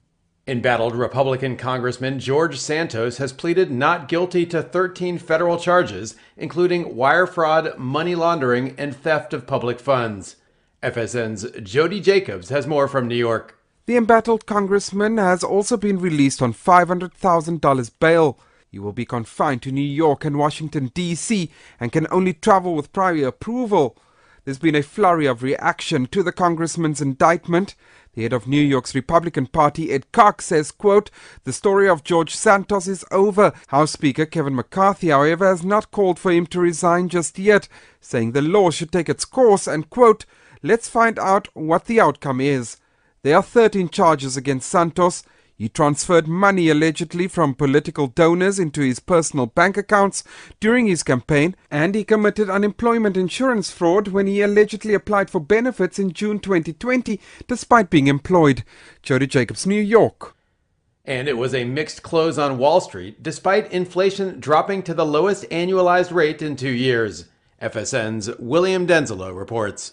The Consumer Price Index for April ticked up 0.4% and rose 4.9% year on year. That's the lowest annualised rate since April 2021, and a sign that price pressures are starting to ease. Traders now digesting whether the Federal Reserve will begin dropping interest rates in the coming months. It was a mixed close on Wall Street despite the promising inflation data, as investors remain concerned about the prospect that the US could default on its debt. At the close of trading, the Dow was down 0.1%. The S&P was up 0.5% and the Nasdaq up 1%. From Bureaus Worldwide, this is FS. Our Matrix server is about as free as internet chat can be. Join the existing rooms or create your own at chat.freetalklive.com.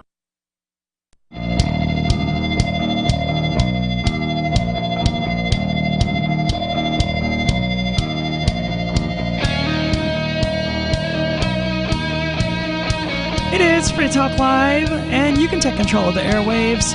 603-283-6160 if you would like to do that. That's 603-283-6160. And with you tonight, it's Aria, Nikki, and it's Bonnie. And coming up, 1/3 of scientific papers are fraudulent. Looks like we're probably not going to get to that story, though, but we're also going to talk about the Metaverse. That 100%. Yeah, well, it's been a known problem in academia for quite a while now, where like, first of all, you have people who are writing like spoof papers just to get them published, and it's complete nonsense, and they're just testing how low standards are. Those things certainly happen a lot, but you also have these rings of scientists who like, they cite themselves and each other to give themselves more credentials, and it's all very... It's all about their career and not actually about finding the truth of the reality of this world we live in. Right. What they have built up here is a system where the only thing that matters is how many times your name is attached to a paper. And because of that, they'll publish anything and everything. I know you didn't want to get into it, but Ian read me this article that was like, it was actually kind of proven that ice cream is good for people with diabetes, but the scientists just didn't want their name on that, so they kept changing their experiments and stuff until they found like enough evidence that yogurt was good for people with diabetes, and they published it, and it still had the ice cream data in there, and they just didn't put that on the title, didn't talk about it in the summary because they didn't want it sounded too crazy. Well, there's so many different ways to manipulate like the results, right? You know, or even to write a misleading article. Like the headline will say one thing, and then you read it, and you're like, "Is that really what this data and evidence says?" Right. Well, there are a lot of ways to say something, like saying to your partner, "Hey, we need to have a talk tonight," right? Is very different from saying, "Hey, there's some stuff going on that I'd like to run by you." Like you're saying the same thing in both of these scenarios, but the message is very, very different. Mm-hmm. So it's not too difficult to find a way to say something that paints it in a completely different way than what you might want to say it. And that's one of the things we have to be aware of here while we're doing radio, because we are, improvising constantly while on the air, and we have to try to be as careful as we can to choose the words that precisely mean what we think they mean or what we want them to mean. And it's a very difficult balancing game, and sometimes you just don't succeed. Ian is just like a master propagandist about like spinning anything to, not spinning as in lying, but making it sound like very good news out of New Hampshire, and it's just like doesn't seem that great, but he's just a master propagandist. So we're talking here about bromances and just masculinity, and that led to conversations about sexuality in general. But I want to get back into the story here about bromances, because I think it's kind of sad. Well, I mean, I think it's positive that men are opening up themselves and engaging in honest, open, communicative relationships with one another. But it's true that men often relate to others differently than women. That's such a bizarre way to phrase it. It's true that men often relate to others differently than women. Okay, I think I see what you're differently saying. than women do, yeah. Yeah, so women react to people one way and men react to people another way. What I don't like about statements like that is it's just generalizing to like very large populations of people. Like I hate that men are this way and women are this way. And I know statistically speaking, like I'm sure, like the majority of women maybe behave the same and the majority of men maybe behave the same, but it just feels so inaccurate to me. I'm like, I don't know. Generalizations they're useful to a degree, certainly, but they're not universally true.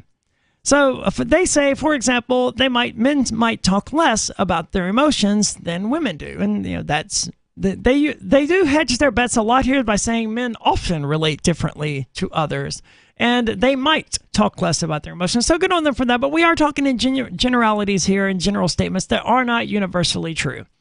But if we look closely at the way that men express themselves and connect to other people, we can begin to see the beating heart of male friendships that's rarely acknowledged and even dismissed. And I would suggest that it probably wasn't that big of a thing until probably this century, right?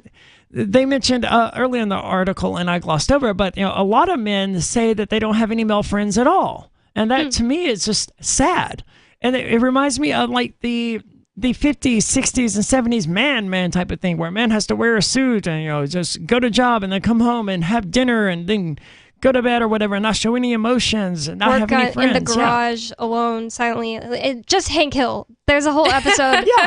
Hank meets a friend that's perfect for him. They drive the same truck and all this stuff. But he lives 20 minutes away, so Hank ends up not being able to be friends with him. Yeah, that episode was kind of sad. It was wasn't literally sad. But by focusing on the relative lack of verbal expression to suggest that male friendships are not close, we risk limiting our understanding of what intimacy is, and we then do not see how men demonstrate closeness less obviously in coded ways or even silently. And that was why I brought this article in, because it gets into some of this, because maybe that's true. Maybe men aren't as closed off to one another as we would expect. Maybe they just express it differently in ways that we wouldn't expect. Contrary to the notion that it's used to put up walls, humor, such as the use of provocative nicknames, can promote a sense of closeness. Well, I don't know anything about using humor to put up walls. I find humor to be a healthy coping mechanism for all manner of things, like making friends. Yeah, and I mean, we joke around at my job constantly. That's all we do, and humor is a huge part of my life. To a bad thing, that's so weird. It is very weird. I don't think about it as putting up walls at all. No, I mean, I cope with the majority of my trauma with humor. I mean, that's what keeps me going. Right. Like, I recently made a joke. I was talking to someone on Grindr. They asked me what I did. I was like, oh, well, I'm retired. And they said, well, what did you used to do? I was like, I operated an unlicensed money transmitting business. They said, what do you do now? I was like, well, hard labor, right? It's humor. It's a joke, and it's a coping mechanism. It's not putting up a wall or anything. It's taking this tragic circumstance and trying to find some joy in it. In putting up a wall, to me, I find that humor brings people together. Like it's almost the opposite, you know? That's crazy. That was just a absolutely out of pocket. I think they're wrong about humor. There's an irony in the fact that talk between men might be construed as offensive to an outside observer. Instead, it can signify an emotional closeness that can only be established between good friends. You know, I do feel a little bad because I joined the org I'm related, or I'm doing I'm their spokesperson with. For who? For Liberty Policy Alliance. Okay. And whenever I joined the group chat, they always say, like, they'll like send a link and say, check this out, Kings. And then they have to add, and Bonnie and stuff like that. And I feel bad about it. I just want to be like, you can call me King. I don't care. Not really. But like, I don't know. I feel like I messed up the dynamic. But that's a great example of a group of people all around my age. We're literally within like 5 years of each other, up and down. I'm like in the middle. They're all men and they're all really good friends. They joke with each other, and I don't see any evidence of like the Hank Hill thing. Like, I just think the dynamic has changed so much from the generations. Like, there's nothing gay about it, and there's nothing like, I don't think they would be afraid for other men to find out about this chat room. I think it's just normal. I think a lot of social development has happened recently. Like, I think like the millennial generation, like things have changed a lot, versus like boomers, you know what I mean? Like things are very different now. Yeah, when I think about the people who are walled off emotionally, I think of the boomers. Yeah. Yep. So I have to agree. I think things have changed socially, and that's been a positive thing.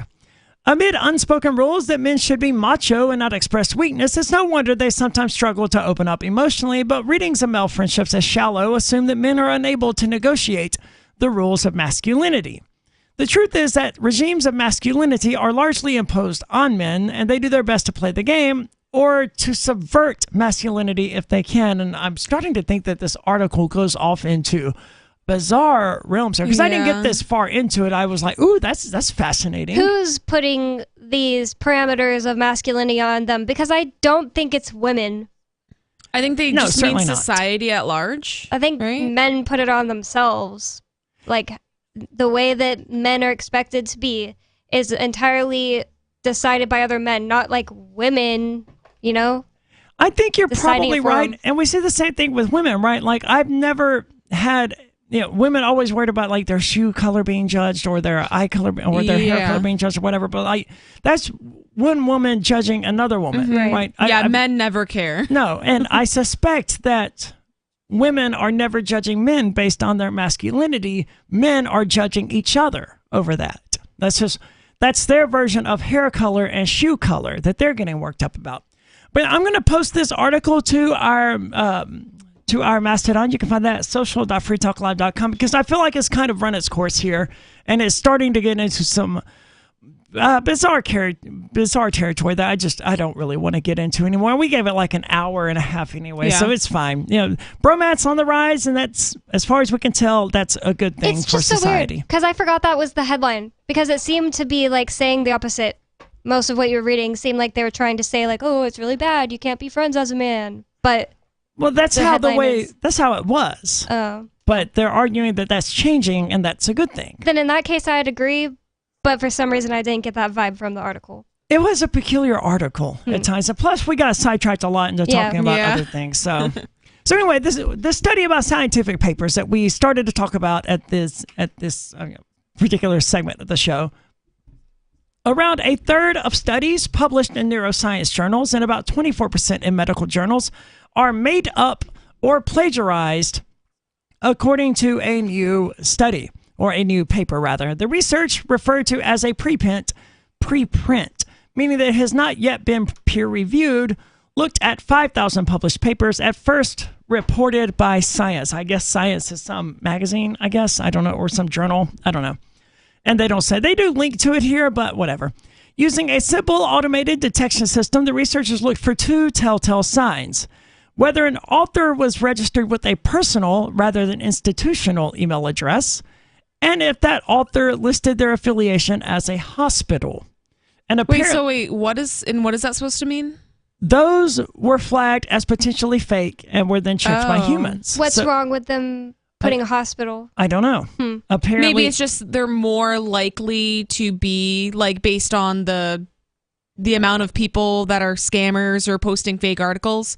Those people are more likely to list a hospital. Well, it seems they were more likely to use a personal email address and to list affiliation with the hospital when they were submitting these fraudulent papers. And I don't know why they were doing that, but they've identified this pattern and they went with it. And they flagged as potentially fake about 1,500 of the papers, and they were likely fraudulent. The humans then went on to check those papers that met those characteristics and determined that 1,500 of the 5,000 they looked at were fraudulent. Wow. That's crazy. It's a lot. That's a pretty bad track record. Academic careers are publish or perish. If scientists don't publish lots of widely cited studies, then they won't progress. They're therefore incentivized to get their names on as many published papers as possible and to make sure those studies get citations rather than to find true facts. And that makes sense, right? If that's their goal, if what they need to get further in their career is for people to cite their studies, then they want their name out there on more and more studies, even fraudulent ones. It's just like the incentives have been so messed up in science that I just can't even believe most of what comes out of the doctrine, Yeah, I mean, I take everything with a grain of salt. Unless I did some sort of research myself, unless I've seen it with my own eyes, then it's hard for me to just blindly trust, even no matter who did the study, no matter, what organization they're associated with. It's just, I just have that suspicion. A lot of the times whenever I can't decide if some health thing is true or not, I just test it on myself because I'm just there's no other way for me to find this out, because it's I can easily find an article that says this is true and easily find an article that says it's false. And it's so hard with stuff like health, diet stuff is really difficult because you can find just completely contradicting information, and they'll both be peer reviewed. They'll both be, well-known scientists, with associated with really famous, well-respected organizations. Well, eggs are a great example, right? Eggs were healthy, and then they weren't healthy, and then they go back and forth. Partially healthy. Yeah, so it's okay, what is the truth? The truth is eggs are healthy. I would for some people probably. Well, and then of course not for people who are allergic to them or something, but they're not going to give you heart attacks. They're not the cause of heart attacks. Probably not. But I don't know. That's what the government type. It's not the government, but the scientists that are government bootlickers, yes, are saying right now. There are also websites that before the rise of artificial intelligence and ChatGPT and other things, they would generate fake scientific papers for you. Yep. And someone did this. They generated a bunch of these fake scientific papers using one of these websites, and they got them published in a number of different journals. That's scary. I wouldn't be able to find that now, but I'm sure if someone wants to look there on the internet for it, you can find it. I think you covered it on an episode before. But yeah, this thing certainly happens where you can get a completely fake, nonsensical paper generated and get it printed in one of these publications because their standards are very low.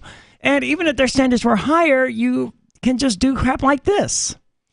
The paper mill industry has risen as a result of this incentive where the important thing is to get citations and nothing else. But it's just one way in which academics can boost their records. Some scientists repeatedly cite their own earlier papers, even if they have no relevance. Wow. Oh, just get their name mentioned more. And that's the thing, too. People don't always check the citations. Yeah, and so I mean, that's a tricky thing. I remember years ago, I watched this video, like 30 little known facts about the U.S. or something, where they claim to have citations and like the U.S. is a corporation of the British Empire or whatever. And you look at their citations and they're like, they don't it's even. Just irrelevant. Yeah, they don't say anything like what the guy is purporting. And when you point this out to some of these people, they're like, no, I gave you the citations. It checks out. It's like, but it doesn't, right? Like, check what the citation actually says. And it's a meaningless citation. Mark did this today. He sent the 50 and the Freedom in the 50 cents. Freedom in the 50 States link and said, you can't even claim that New Hampshire is first on this list because they're neck and neck. You can't even claim that New Hampshire is better, and put the link. And this guy that was just like a random guy arguing on Twitter with Mark, he was arguing with me, but that guy came to my side, was like, the link you posted contradicts what you're saying.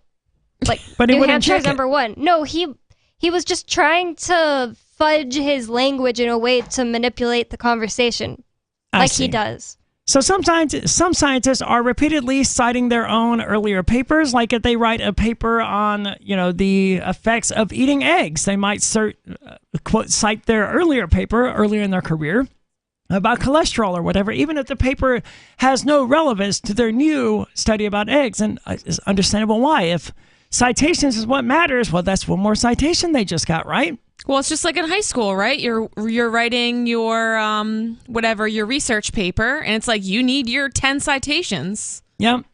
And some of them cite themselves. There are also citation rings of scientists who all agree to cite each other's papers, again, regardless of relevance, and undeserved authorship, in which scientists get their names on papers they didn't write, either by paying for it or by mutual agreement.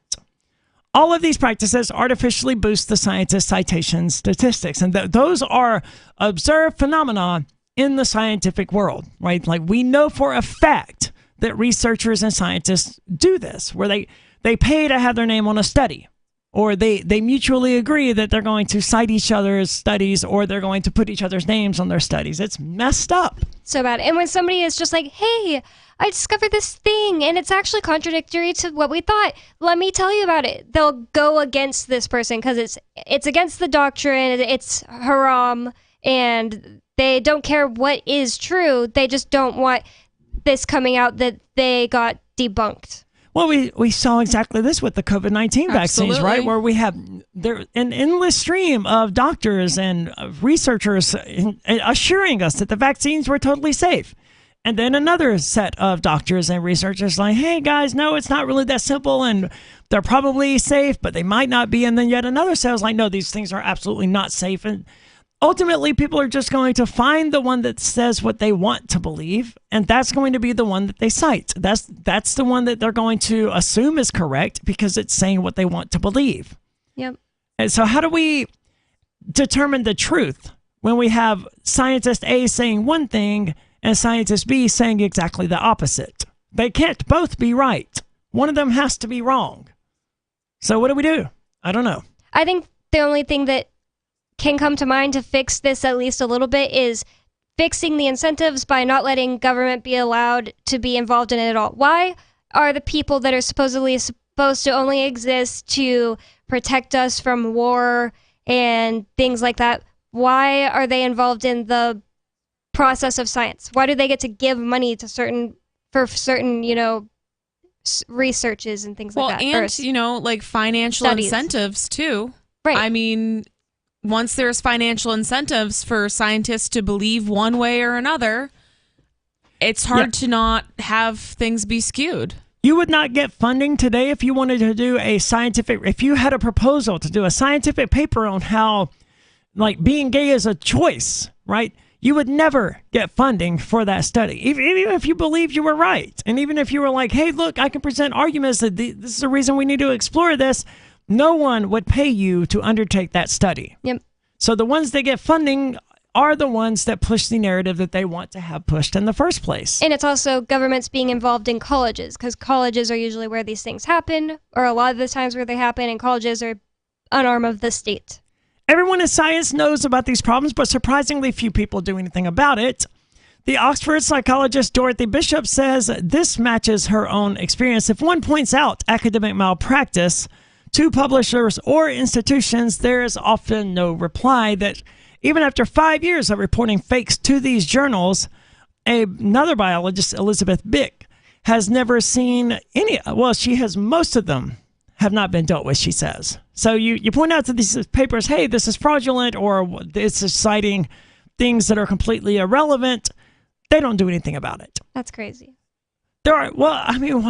It's sort of understandable why they wouldn't, because if they retract it, then that damages their scientific credibility, right?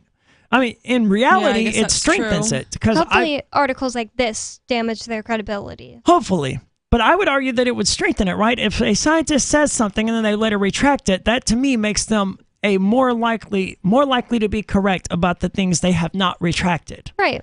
Because I know that if they're wrong, they will retract the wrong statement. Whereas... Yeah, not double down on, their wrong opinion. So I would rather have a scientific journal that does issue corrections and remove papers. They've never been wrong. There are plenty of other issues with scientific research and publishing. Journals take scientists' work for free or even charge to publish it, and then charge them again for access. So it's all a financial scheme, evidently. Editors at one journal walked out recently over unethical publishing fees, and there is a website, I don't remember the name of it now, that it provides you, or it did provide you, with all of these research papers for free. And God, I wish I could remember the name of it. I want to say that the guy who did that, though, he ended up killing himself because he was terrible. He was targeted by some sure. intellectual property firm or whatever, and it was ruining his life, and he was going to face lifetime in prison or something. Oh my gosh! I may be mixing up stories, but something like that certainly happened over intellectual property that was related to research. I don't know. It's a mess. And the demand for positive results incentivizes scientists to hack the data up until they find something, as Bonnie mentioned previously. That's what they, in regard to the ice cream, they just kept slicing up the data and rephrasing it until they were talking about yogurt. Yep. And they included the ice cream data. But it was like you'd have to be paying attention to notice it. Oh, wait, this paper technically says the ice cream is better for this than yogurt. Why is this whole article about yogurt? And ultimately, it's because it would be an unpopular thing to come out and say, hey, turns out ice cream's relatively good for you.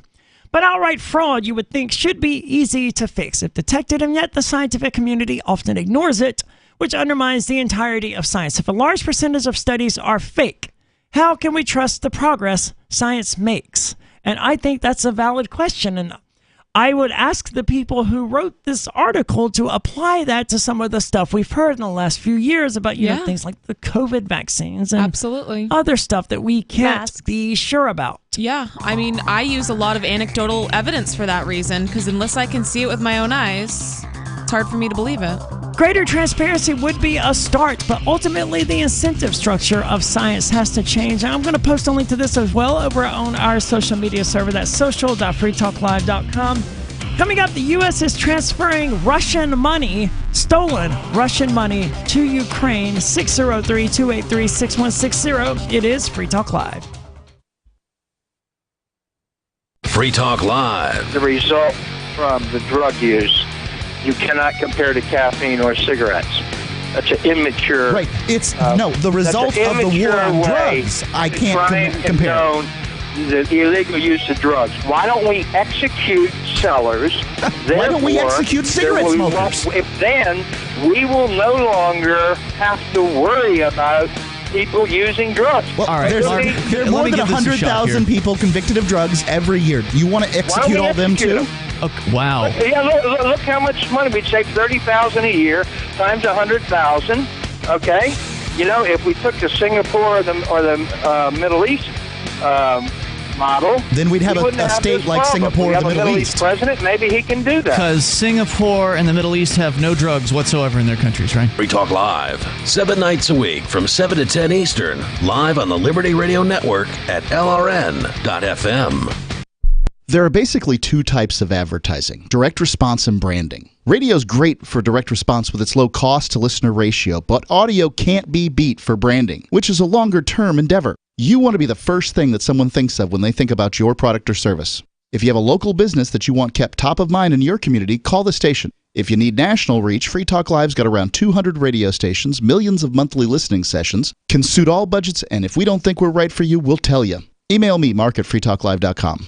Tired of cancel culture? Sick of mega tech corporations holding an axe over your head? Join the LRN.FM Matrix chat server. It's self-hosted, so no one else can tell us what to do or say. Don't like the existing channels? You can make your own. You can even connect into some of our channels from other Matrix servers. It's federated. For the full LRN.FM Matrix experience, though, you should join our server via the step-by-step instructions at chat.lrn.fm. Chat.lrn.fm. You're listening to the live edition of Free Talk Live. Hour number 3 is next after the news here on the Liberty Radio Network at LRN.FM.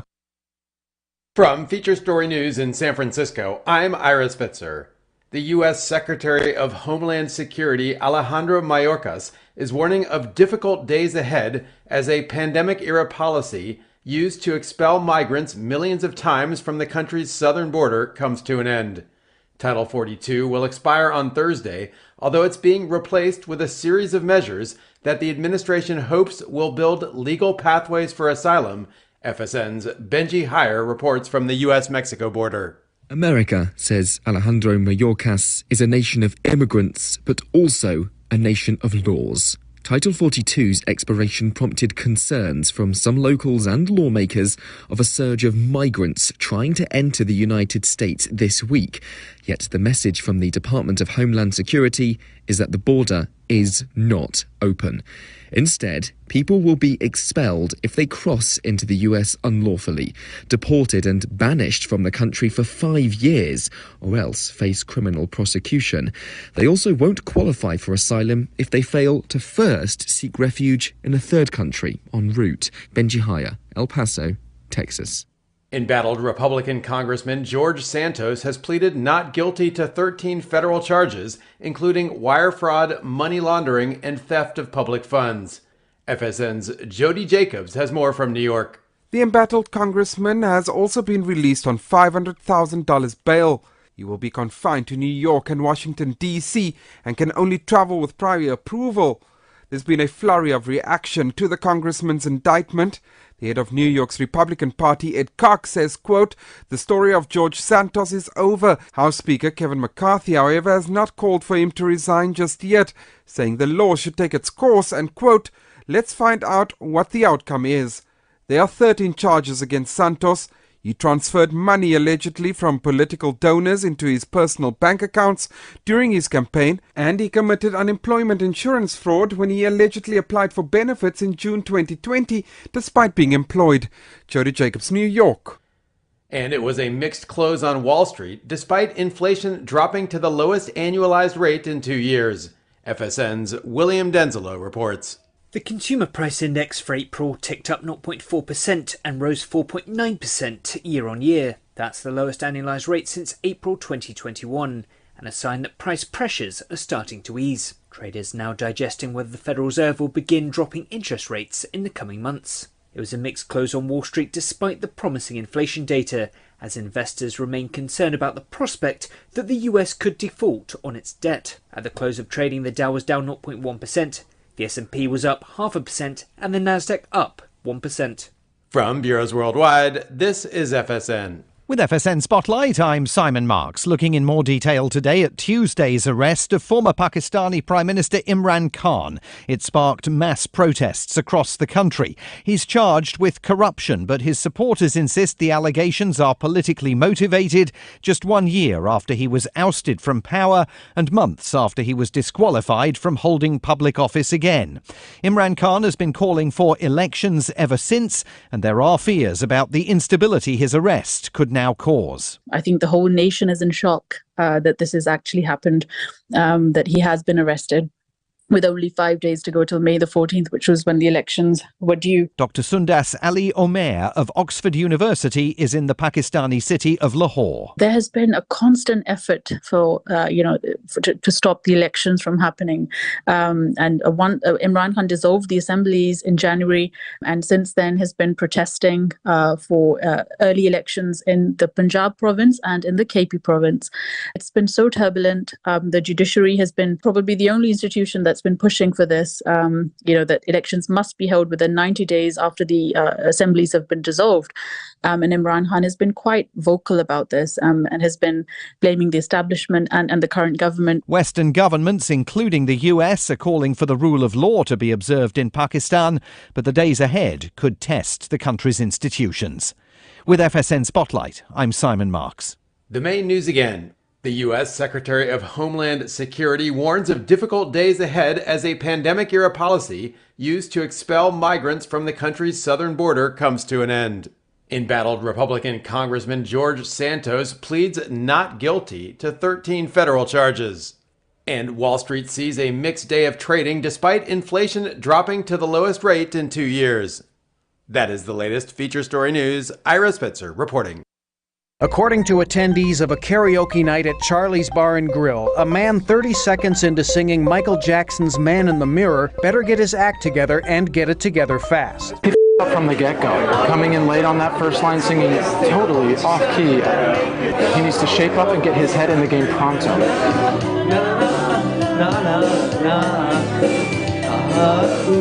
Honestly, he needs to get serious right now or get the f*** off the stage. I mean, what does he think this is? Living on a prayer? Claiming that this is turning into a train wreck, eyewitnesses say they are embarrassed for the man who has missed several key words despite staring at the prompter the entire time. You know, he could hit every last note for the remainder of the song, and I still don't know if that would be enough to turn this thing around. Man in the Mirror is the big leagues, so you better show up with your A-game.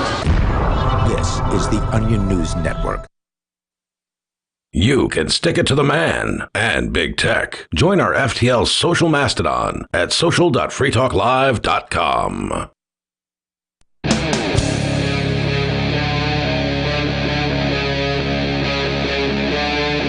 Free Talk Live.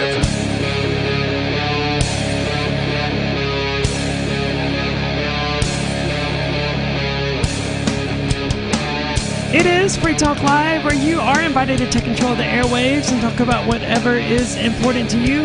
603-283-6160 if you want to do that. That's 603-283-6160.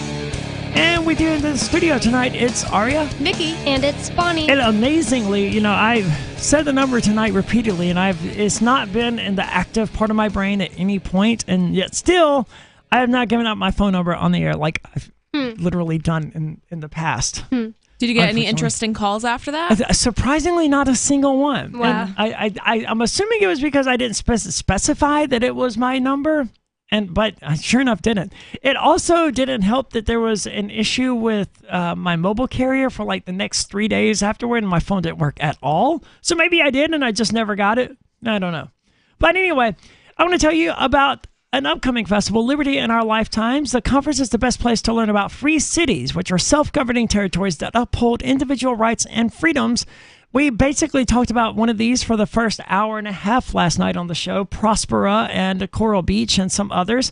Representatives from projects in the U.S., Honduras, Germany, and Norway will join to share updates on progress and explain why you should consider moving or doing business in a free city. And, of course, Mark Edge of the show, who was on last night talking about these things, is going to be there. So check that out.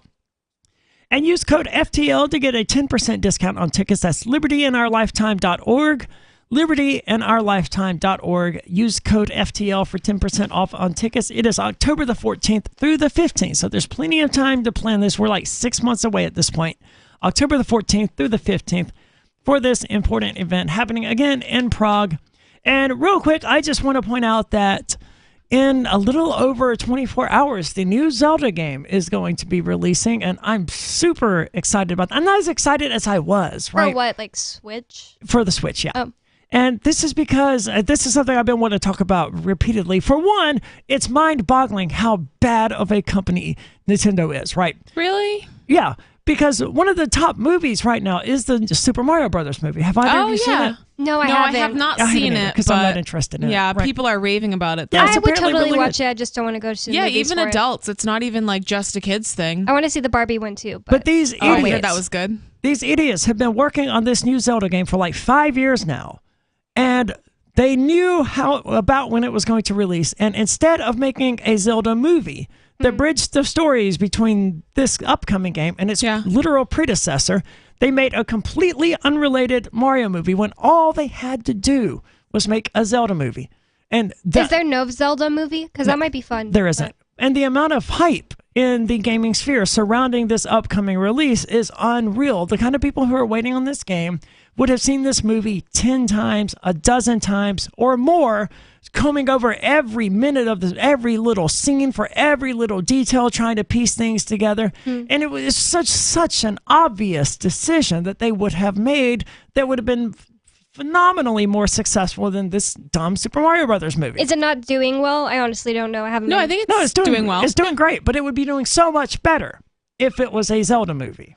Because there's not a Mario game about to come out, but there's a Zelda game that they could be capitalizing on, and they're also just doing all manner of stupid things like the Zelda modding scene exists, even though the Nintendo, the company, doesn't actually support it. You can still find mods for Zelda games, and Nintendo hates that, so they're currently issuing DMCA, which is a copyright strike, on any channels that show themselves playing any modded that's Zelda. stupid. That's crazy. That's just like advertising for them. It is. They're You know going what I mean? after That's what I don't Switch get. emulators, and And it's just like, how is that a copyright problem if It's you're not. playing something that's not? I mean, maybe the law works that way, but it's a stupid no, law. it has never worked that way. Nintendo lost that lawsuit back in the 80s when Game Genie came out. There was just a device that you put your game in, then you put it into your console, and you literally modded the game into being something that you wanted it to be. And Nintendo was like, no, you can't do that. This violates our intellectual property. And they sued doesn't, though. Game Genie over it. And the U.S. court said, no, this doesn't infringe on your... It's a different thing. They own this game, they own the device, and they have the right to modify their copy of this program in whatever ways they want. There was something like that for Animal Crossing on the DS where you'd put it in and you'd get the golden shovel right away. Yeah. I don't remember what else. something very like, similar to it's that. like cheat codes or whatever, you know? Right. And you It's probably all it definitively does. have the right to do that. Yeah, who Right. cares? But Nintendo cares. So Well, they're going after So they're all trying of- again. And they're going after the hacking, the homebrew scene for the Nintendo Switch and people who are making Switch emulators. They're now pulling the plug on the one that they were making for like Android or something because like this is unsafe. Nintendo's going to sue us. And yeah, Nintendo. There was this dude. What is homebrewing? Is when you custom make your own game, or a couple of people make a game for a console that's not officially released. It's like an unofficial game for that console. But there's this guy named Bowser, and like no joke, that's actually the guy's Oh, I thought name. you were That's talking his about name? Bowser. Yeah, there's this guy named Bowser. I thought who- you were just saying it's his username. No, or that's his something. actual name.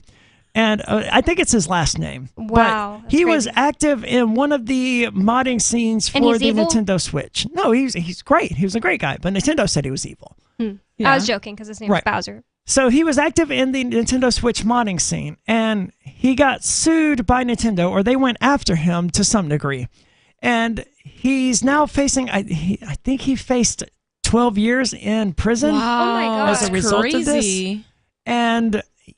And he has to pay like $4 million to Nintendo or something like that. And this is a guy who, like, at best, he was making $40,000 or $50,000 a year. That's he really will sad. he will spend the rest of his life paying this money to Nintendo. And his parents even named him after a Nintendo Maybe they character. I did. know, maybe they were super fans. Yeah, they're super fans. But it's just absolutely disgusting behavior from Nintendo. And This is the first game I ever pre-ordered, and that was because the Nintendo Switch had this thing called game vouchers, where you could buy 2 game vouchers for $100, and you could use them on just about any game you wanted. Well, not really, but a lot of popular games that were like $60, $70, you could use them on those. So it was obvious, hey, I want this game, I want that game. Together, they're $140. So if I buy this voucher for $100, then I can get both of those games, and I'll save $40, right? But I only wanted one game, but I was like, that's fine. There's other games on there. I can find something I want to play. And there was like Tears of the Kingdom, the upcoming Zelda game, was eligible for it. So I was like, all right, fine. One of them was Pokemon Scarlet, which is also terrible. I hugely regret that purchase. But the other one was the new Zelda that's upcoming. So it's the first game I've ever pre-ordered. And I wish I hadn't done it because with Nintendo's behavior from targeting this Bowser guy and DMCAing people, their fans, their own fans on the internet, targeting them, to say nothing of the Nintendo Creators Program, right? Like all of these other gaming streamers on YouTube, they just collect their ad revenue and that's it. But Nintendo was like, no, you can't collect ad money when you're playing our games. That's not, that money should go to us. So they created the Nintendo Creator Program. Wow. Which it allows you to stream Nintendo games without being issued with content ID strikes and stuff like that. Wow. But they get 66% of all ad revenue that goes to your channel. That's so it's just, bad. It's just so They're the crazy. only gaming company that does that. No, I know, because streaming is a huge, like I know so many different people who stream so many different games, and it put people in a position where if they were, and this wasn't just all of their Nintendo videos on their channel. No, if you entered into this program, then all of your content on your channel went to Nintendo. So even if you streamed God of War. Yeah, okay. Well, because otherwise Nintendo would issue a content ID on it and they wouldn't get any money. Or it would get tied up in YouTube legal land where they're like, well, Nintendo says this is actually there, so you got to hire an attorney and then you got to show us the result of the lawsuit. And these people don't have the money for that. That's so sad, because I was going to say, why don't they just not play Nintendo games? But it's like some people love these games so much. Like, I can understand. I Zelda's love my favorite game series. some of their games so much. Yeah, they make good games. I don't stream, but still. I do, and it's horrible what they've been doing to people for the last 15 years. Going all the way back to the 80s, actually, in their attempt to sue the Game Genie company. But this idea that they own the videos because they own the games that were played during the videos, that's so insane to me. That's like saying that Microsoft owns every book that was ever written in Microsoft Office. Yeah. Because this game is just a program that people are using to create a certain output. They're putting an input with the controller and it's producing output. Right. And that's the same thing that happens when you use Microsoft Word to write a book. You're using a keyboard to put in input and it's generating output. Yep. To say that that Nintendo owns this gameplay footage is to say that Microsoft owns every novel ever written in Microsoft Word, and that's obviously copyright. That's obviously unsound. Yeah. But that hasn't stopped them. So anyway, I say all that because I wish I could undo it, because if I had known then what I knew now, I didn't even know that Switch emulation was a thing, which is where you can play Switch games on your PC. That's cool. This is the first time I've heard about this. Usually the emulation scene is like a decade or more behind. Like, you weren't emulating PlayStation 2 games on your computer when the PlayStation 2 was current, and you still have a hard time emulating PlayStation 2 games. But the Switch emulation scene is already there, and you can already emulate not just the latest Zelda game on the Switch for your PC, but you can emulate it in better settings with like 4K textures and enhanced resolutions and other stuff that you're not going to get on the Switch. So you get a better experience by using the pirated version. The only... I wouldn't do any of that, right? Because I can't. But I wouldn't give Nintendo my money if I knew then what I knew now. And it's sad. I mean, that just makes me sad, because it's like Metallica. Like, some people love, I don't, but I can understand because I love other music, but some people love Metallica so much, and the thought of like that they went after their fans the way they did, it's just like so crappy. It makes them suck so bad, and it makes me sad for those people, and it's basically the same situation. I forgot about that. I always forget about that. Yeah, I mean, it didn't do them any favors, right? No, it didn't. They've had some albums since then. They've all been terrible. Yeah, it's like, oh, Dave Mustaine was right about you guys. They do have a new album that's come out, I think, this year called 72 Seasons. And I haven't even from what I've heard, listened to it's it. like, it's good, right? That's what I hear people saying about it. It's good, but it's like, Metallica was best when they were a prog metal band. And that's one thing that I never really recognized about Metallica was that they were progressive metal. They weren't playing mainstream stuff. They were experimentalists and they were good at it. With songs like Blackened that were in like 7/4 time and other weird stuff that like you expect from Tool. Yeah. Metallica was doing, but heavier. And they were doing it back in the 80s and the 90s, and then they went mainstream and they stopped doing most of that experimenting. They continued to do some of it, like the song Fixer off of Reload, very prog rock, or The Outlaw Torn off of Load, also very prog rock, or Bleeding Me. They're more popular, well-known songs off of those albums were prog rock.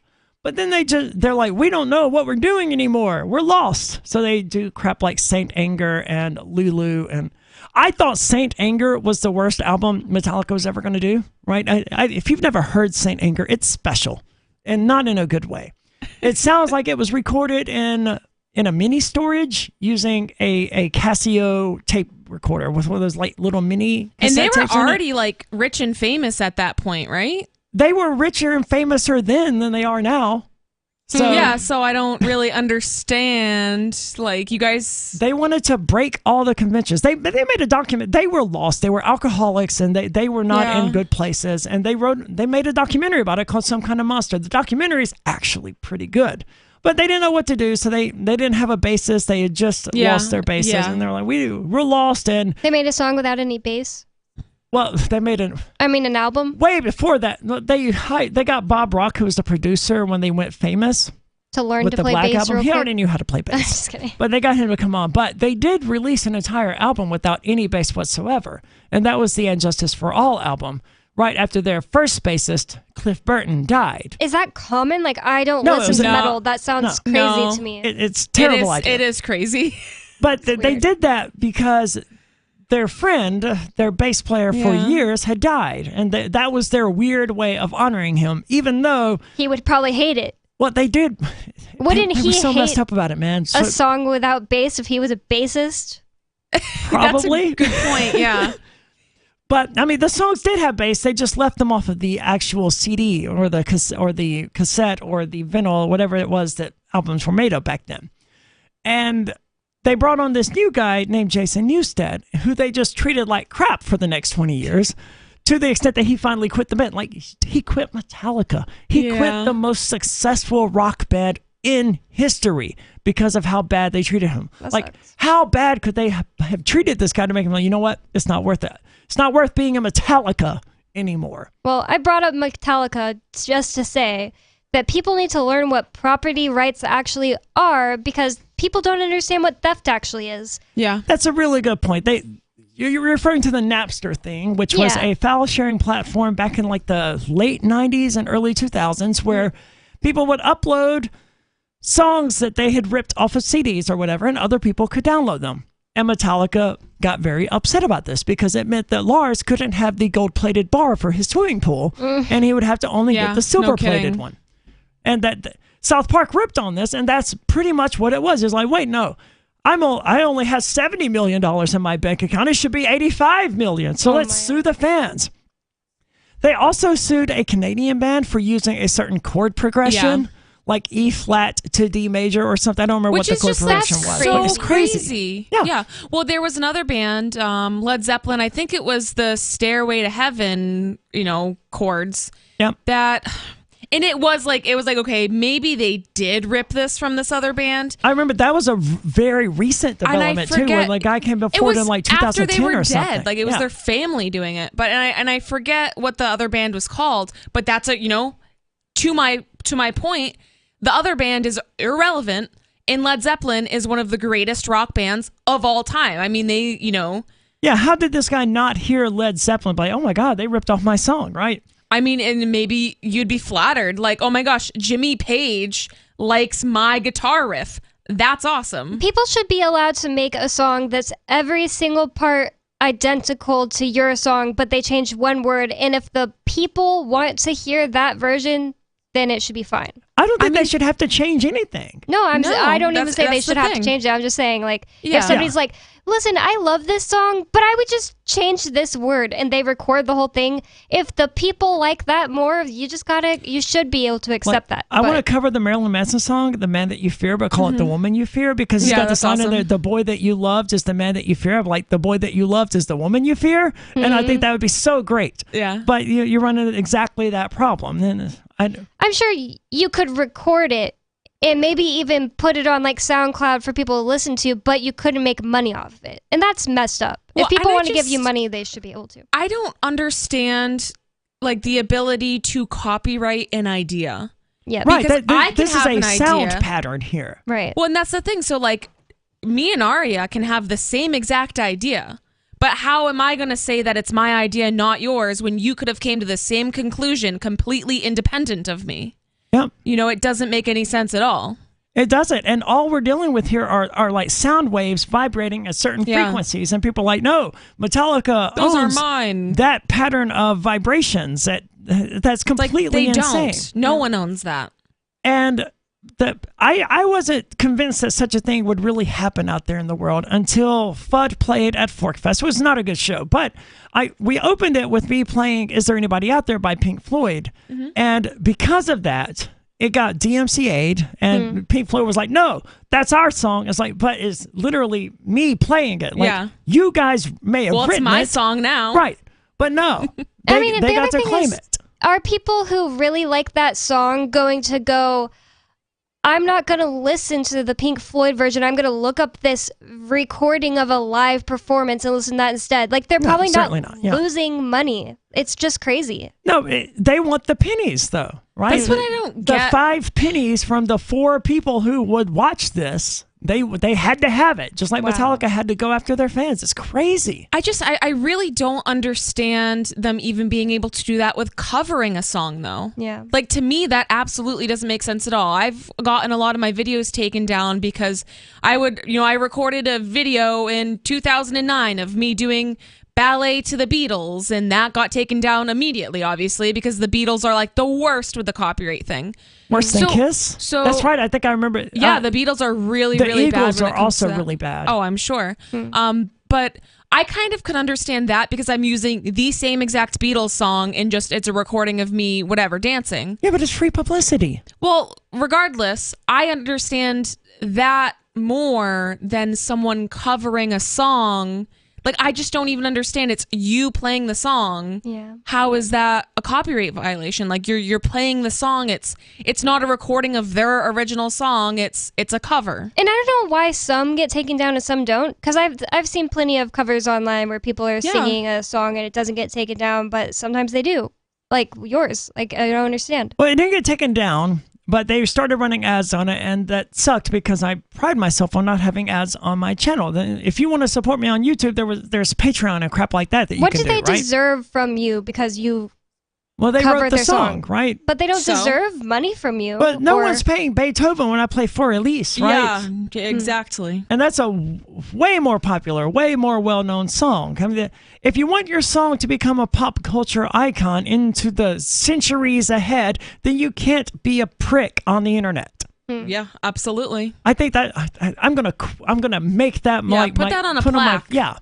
Because that's absolutely what we're dealing with here, and it's the same thing about Nintendo as well. And I'm not the only one who's watching this game about to be released going, man, I'm excited for the game, but I wish I wasn't giving Nintendo money for it. And I tend to stream a lot of Zelda games in particular, but under no circumstance and I'm going to have it. Like, the moment it releases, I'll be one of the few tens of thousands or millions of people out there who have it. The moment it releases, I'm not going to stream it. Why would I give Nintendo the credit? Right? But there's this other channel on YouTube that I like watching where this guy analyzes rock songs, and he's like, this is why this is good. From a music theory perspective, like, this is why this is brilliant and creative. He will not touch any Eagles song as a result of that, because he did Hotel California once, and they are crazy. Like, this is a guy, he'll play 30 seconds and be like, now, did you hear that? Did you hear that chord progression there? And he'll talk for 3 minutes about why it's great, and then they'll play another 30 seconds or whatever. And the Eagles tries to claim his videos. No one's listening to that in lieu of listening to the song. Yeah, if I wanted to listen to Hotel California, I would go play Hotel California on vinyl or on my phone. You know what I mean? Like, I said vinyl earlier. Thank you. I didn't notice. And I don't know. Like, it's just like Bonnie said. It's like you wouldn't watch this video of some music theory guy analyzing Hotel California to listen to the song. You would just listen to the song. You absolutely would, mean? Right? Getting interrupted every 30 seconds or whatever. Yeah, like if I wanted to listen to the song, I'd just listen to it. I wouldn't. And U.S. copyright law is like some of the craziest copyright law out there. And yet, even in the United States, you're allowed to make a video where you go over what makes Hotel California good. And you have the right to do that. And the Eagles don't have the right to claim your money for that, because you are literally creating content. You are critiquing it, reviewing it, and those things are covered by copyright law. And when you're playing a video game, you're showing your skills, your ability to do it better than like someone else. What do you think about intellectual property? 603-283-6160. Hey, you are going to love the movie Victimless Crime Spree. It's hilarious, heartwarming, and carries a ton of inspiring freedom messages. Feeling down about the lack of liberty in your life? You need to put on this film with some friends and have a good laugh. It's a true story about me and my friends in New Hampshire living free, singing, dancing, and getting arrested. Of course, it's all on video, and the bad guys, the cops, judges, bailiffs, and sheriffs, they all play their part like it's out of a movie or something. You would think we scripted the whole thing, but it's real life. Go ahead and have a watch, and if it's been a while, have another look. I guarantee you'll notice things now that you didn't notice before. And the best part is that you're going to walk away feeling a renewed sense of your own power. You are the master of your destiny, and you will be free in your lifetime. Victimless Crime Spree. From Feature Story News in San Francisco, I'm Ira Spitzer. The U.S. Secretary of Homeland Security Alejandro Mayorkas is warning of difficult days ahead as a pandemic-era policy used to expel migrants millions of times from the country's southern border comes to an end. Title 42 will expire on Thursday, although it's being replaced with a series of measures that the administration hopes will build legal pathways for asylum.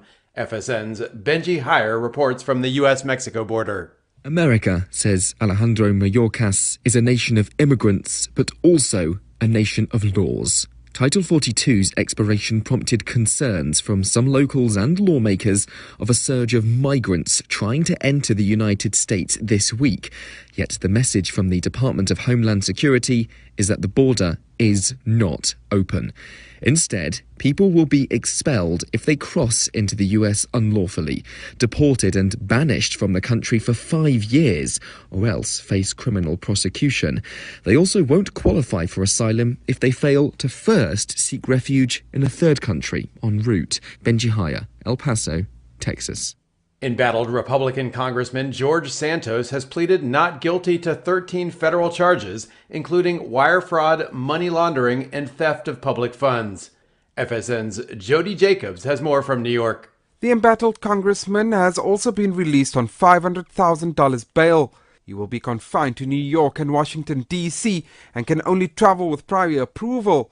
There's been a flurry of reaction to the congressman's indictment.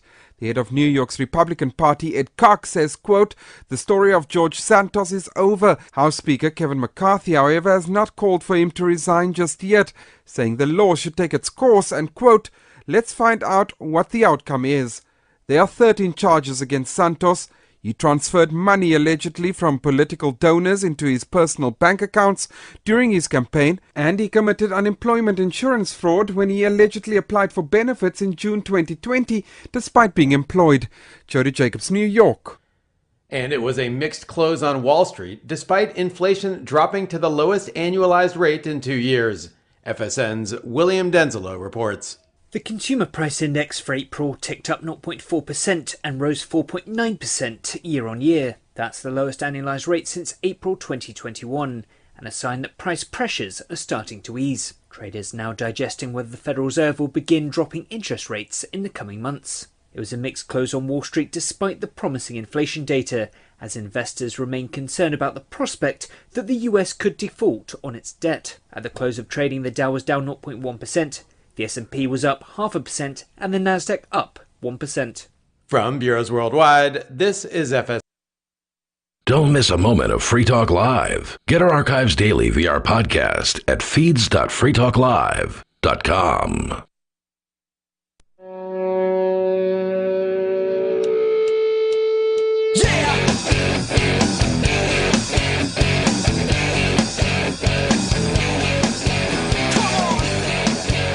It is Free Talk Live, and there's still time if you want to get on the air with us, because that is what we do here. We empower you to take control of the airwaves and talk about whatever you want. You can still do that, 603-283-6160 if you'd like to. That's 603-283-6160. With you tonight, it's Aria, Nikki, and it's Bonnie. And I want to say thank you to Shooty, who is tonight's amplifier, because we are mostly a listener-supported program. So if you like the show, if you value the ideas of liberty, and you value Free Talk Live, you might consider joining the AMPS program. You can find that at amps.freetalklive.com. That's our Patreon. And there you can help show your support for the show. It only costs $5 per month. That gets you in. And it does come with an AMP-only podcast and occasionally, very rarely, some AMP-only features. Like there's an AMP-only video on there. And maybe some other stuff in the future, but not a whole lot right now. But if you join, the reason should be because you value the show and you want to help us reach more radio stations and just reach more listeners in general. So that's amps.freetalklive.com. Shooty, thank you so much for the support. amps.freetalklive.com. I am a bit distracted. Sorry. The name on the caller ID there really threw me off because I was not expecting that. Anyway, it's not important. So that's amps.freetalklive.com. Thank you so much, Shooty, for your support. I hope that's like a gun enthusiast, Shooty. I would assume so, but I don't know. Anyways, thank you, Shooty. Yeah, thank you. So let's go to the phones. Did it sound like I was saying something else? No. Okay. No. I just now that I'm hearing, I'm like, ooh, that could have been close. Nah. Okay, well, that's good. Let's go to the phones to go. We do have Jimmy on the line calling from Florida. Jimmy, you're on Free Talk Live. Well, hi, guys. You're not on the air down here on the radio anymore, and I missed you. What happened? All of a sudden on Friday night, they put a rerun of some national program. I thought, we don't run the programming. We're not the programming director at your radio station, so we probably don't know. Ian may know. I don't know. He's been having cell service issues all night. He's called a few times tonight, and we just lost him, is the reason. Oh, really? Oh, Jimmy? Yeah. Oh. So, Jimmy, I don't know what happened. I didn't receive an email about it. These things happen. People take us off the air. They're like, I don't want to. For whatever reason, sometimes people take us out there. We lose some radio stations, we gain some radio stations. That's the nature of the beast. We've lost a lot of radios, not a lot. Well, we lost more than one radio station because we have a tranny host.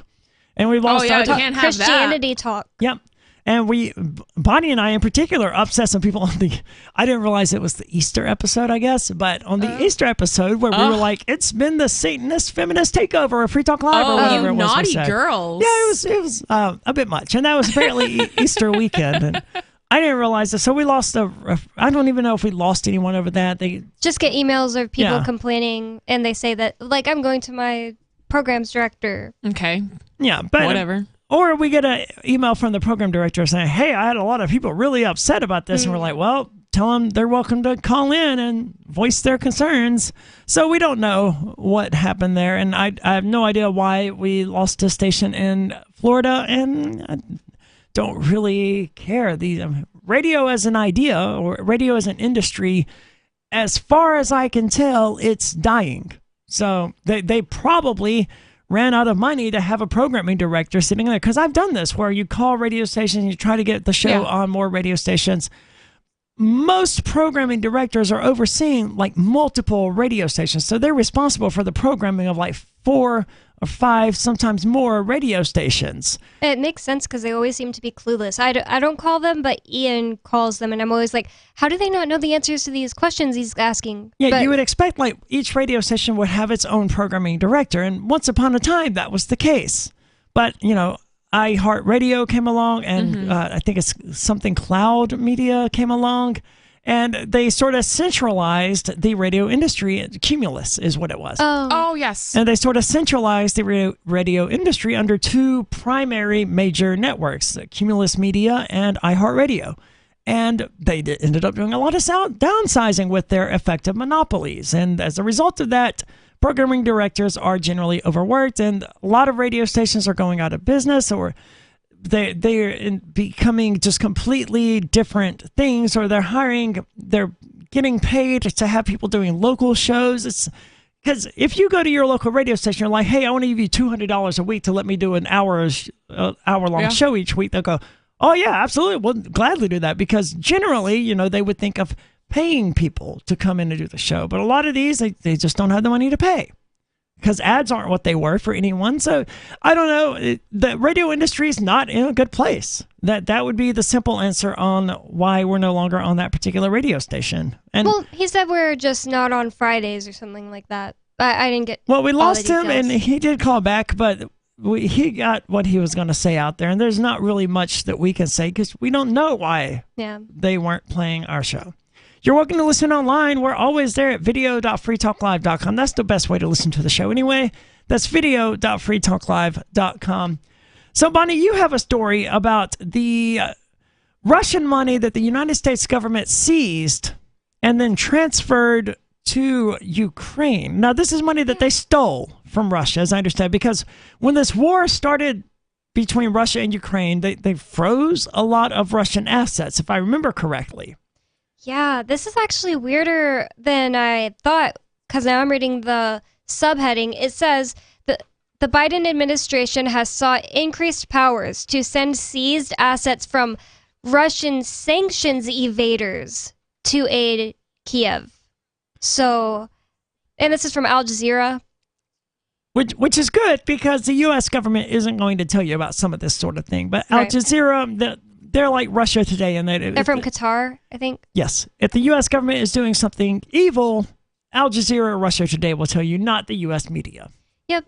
Says United States Attorney General Merrick Garland has authorized the first transfer of funds seized from Russian oligarchs to aid Ukraine. That's so weird. Okay, so I remember them doing that, especially in Europe. Europe seized a lot of money. They seized some yachts and stuff as well. So they took this stuff from Like when? Oh. at the outbreak of the war between Russia and Ukraine. So they froze a lot of the assets belonging to what they're calling the Russian oligarchs. I don't even know what they're talking about there. Russian oligarchs. That's they're a taking money meaningless from phrase to me. people. They are. And Because I thought it was like somehow from the government. No. Well, what's an oligarch? Like, he's part of the government, or he's like a person who has a lot of money and lives in Russia, and he's a bad guy because he has money. I think it's pretty much that. Oligarchy is, if I remember correctly, it's like ruled by the rich or something like that. So the oligarchs in Russia are like the rich people in Russia? It just says small group of people having control of a country, organization, or institution. Just a small group of people that have control. I don't know. Maybe it will give us more information, though. That sounds like a meaningless term, because the United States would then be an oligarchy, or a kingdom would be an oligarchy. It's also subjective. Yeah. It's like how much is a small amount. It says, in a statement on Wednesday, Garland said the money seized from Russian oligarch Konstantin Malofeyev will go towards the war-torn country, which Russia invaded on February 24th, 2022. So they're literally stealing money from Russian citizens and giving it to Ukraine so that Ukraine can use that money against Russia? Yep. I mean, I'm no fan of any part of this, but if they're going to steal the money from the Russians, the last thing they should do with it is give it to the Russians' enemy. I can't believe the U.S. can charge someone with evading their sanctions, too. Oh, they love that, though, right? Like, one guy went to, I think, North Korea to do a conference on blockchain technology, and the U.S. charged him with helping North Korea evade sanctions by, basically pointing out to them that technically you could use Bitcoin to get around American sanctions. And he even has allegedly. a threat here. It says, Garland says, while this represents the United States' first transfer of forfeited Russian... It's not forfeited, it's stolen. Yep, Russian funds for the rebuilding of Ukraine, it will not be the last. Now, as I understand the current state of the war, the Ukrainian government just bombed Moscow. Isn't that right? I have no clue. That's because crazy. I haven't been following it Me at either. all. I did not know that. That seems pretty crazy. I thought they had sent a drone and it had successfully bombed the Kremlin or something. I hate to say that I don't care, because I do care. I do care that people are being, hurt in the war. I do care, but it's just hard for me to follow it. I'm just... Well, we know that the American government is lying about it. The Russian government is lying about it. The Ukrainian government's lying about it. And that's why I'm like, I'm not going to follow these news articles because I don't know what to believe. I'm not there. Right. So, It reminds me of the Trump story that we talked about earlier when the guy brought it up. It's like one person is saying one thing, someone else is saying the other, and I just don't care about this jury saying that Trump probably sexual assaulted this lady. It's like, it's meaningless to me. I mean, yes. Because of the systems in place. Like, if there was a video, it's not like any of us would be saying, I just don't care that Trump raped this woman. And that's the thing. It's like, I do care if somebody gets sexually assaulted. That's terrible. Right. But I don't know what the truth is. So it's hard for me to invest anything in the Donald Trump story or in the war in Ukraine because I don't know what's really happening. And as far as I know, all three media sources, all three of these countries are probably lying to me. Well, we at least know that the Ukrainian government is lying and using propaganda in its efforts to control the narrative, right? Like they have what they called the Ghost of Kiev, right? Yep. Yes, and it was from a video game or something, well, right? this was different. That happened as well. Oh, but I the thought Ghost that of Kiev was a completely fabricated aircraft pilot. That they were like, he keeps shooting down all of these Russian jets, and he's the Ghost of Kiev, and then no one can stop him, right? It completely made up. I thought the photo they used was from a video game or something, though. That happened as well, but that was a different issue. And then, of course, you had the hot actress, I don't remember what she was called, posing with airsoft. Like, she took this picture at the front or whatever. She's in the front lines. Yeah, and Zelensky was doing the same crap, and it's all propaganda. It's all lies. Yep. And they're expecting me to care about their lies. And and the other thing is, the why is very important, and it doesn't get talked about enough, and there's too much obfuscation around that. Like, a lot of the theories that Ian has talked about on this show make a lot of sense to me, that make me feel a little less bad for at least the Ukrainian government that they got invaded by Russia. Not the people, of course. The people are innocent in this, but the fact that they were kind of pushing it with Putin when they knew that Putin could do this, it seems to me irresponsible. Like, they didn't care what happened to the people. It's not going to affect them. There was also the issue with Crimea and the dam and the river or whatever, where they were literally keeping the nation from getting water or something. Ukraine was allegedly doing that. It's a war. There's no good guys here. Yeah. That's why people like Adolf Hitler so much. And Anton LaVey actually wrote a book about this. It's called The Good Guy Badge and the Bad Guy Badge, right? That's why people love Adolf Hitler. They hated Hitler, but Hitler gives us a clear example of someone we can point to and say, that's the bad guy. That's the evil person. And anyone opposing him is good. But in the real world, and this was probably true to some extent in World War II, there's no good guys. Like, the United States government turned multiple blind eyes to the Holocaust, and so did the British government. And then they turned away a bunch of Jews. And then they sectioned off Germany and gave half of it to the Soviet Union. So I mean, there were no good guys there. There was the evil Hitler, certainly, but there were no good guys either. Worse. And that's the same thing we have in Ukraine and Russia now. There's no good guys here, and there's all bad guys. I realize people want to be able to point at Vladimir Putin and say, no, that's the bad guy, and these are the good guys because they're fighting him. But the world, it's not a fantasy novel, and it's not that simple and clean cut. They're all evil. They're all trying to conquer one another. They're all abusing one another, and they don't give a damn whose lives they ruin in the process. And that's If they did, they wouldn't be waging war. It would be Zelensky and Putin in a boxing match beating each other's brains out. Yeah. But they don't do that. They instead kill people. And you can't be a good person while you're causing other people to die. Sorry, I'm going to... Yeah, you can't have both things. Yeah, I'm going to stand on that hill and say, if you're literally causing other people to die, you're not a good person. Yep. The worst part about this specific guy they're taking money from to give to the Ukrainian government is partially this partial reason that they have. It says last year, the U.S. Department of Justice charged Malofeyev with violating sanctions imposed on Russia. Prosecutors said they had to charge him with something to justify taking his money. Yeah. It says prosecutors said he provided financing for Russians promoting separatism in Crimea, a peninsula the country annexed from Ukraine in 2014. So it's partially a political, his opinion thing. He's promoting separatism. It's like going after, He's promoting independence. Independence lovers in Texas or New Hampshire, NHXid people. It's pretty bad. That's one of the propaganda tools they use. If they want you to have freedom or independence, then they call it independence. If they don't want you to, they call you a separationist. Yeah. But no, it's literally the same thing. It's just a matter of which side you happen to be standing on. And in the subject of Crimea, it's pretty well documented, as I understood it, that the Ukraine had built some dam somewhere that was keeping Crimea from getting water. And that was one of the reasons, and they were abusing the Crimeans or something, and that was one of the reasons that Russia annexed Crimea in the first place. But it's all propaganda. It's all lies. And I can't believe any of them. And they're all evil. So I don't know. But it sounds like civil asset forfeiture to me. Yep. In order to justify taking this guy's money, they had to charge him with something. Yep. So they're like, well, evading sanctions, that's it. And they charged him with that, and then they took all his money as a result, because that's what the U.S. government does. And I really wanted to know how they got it.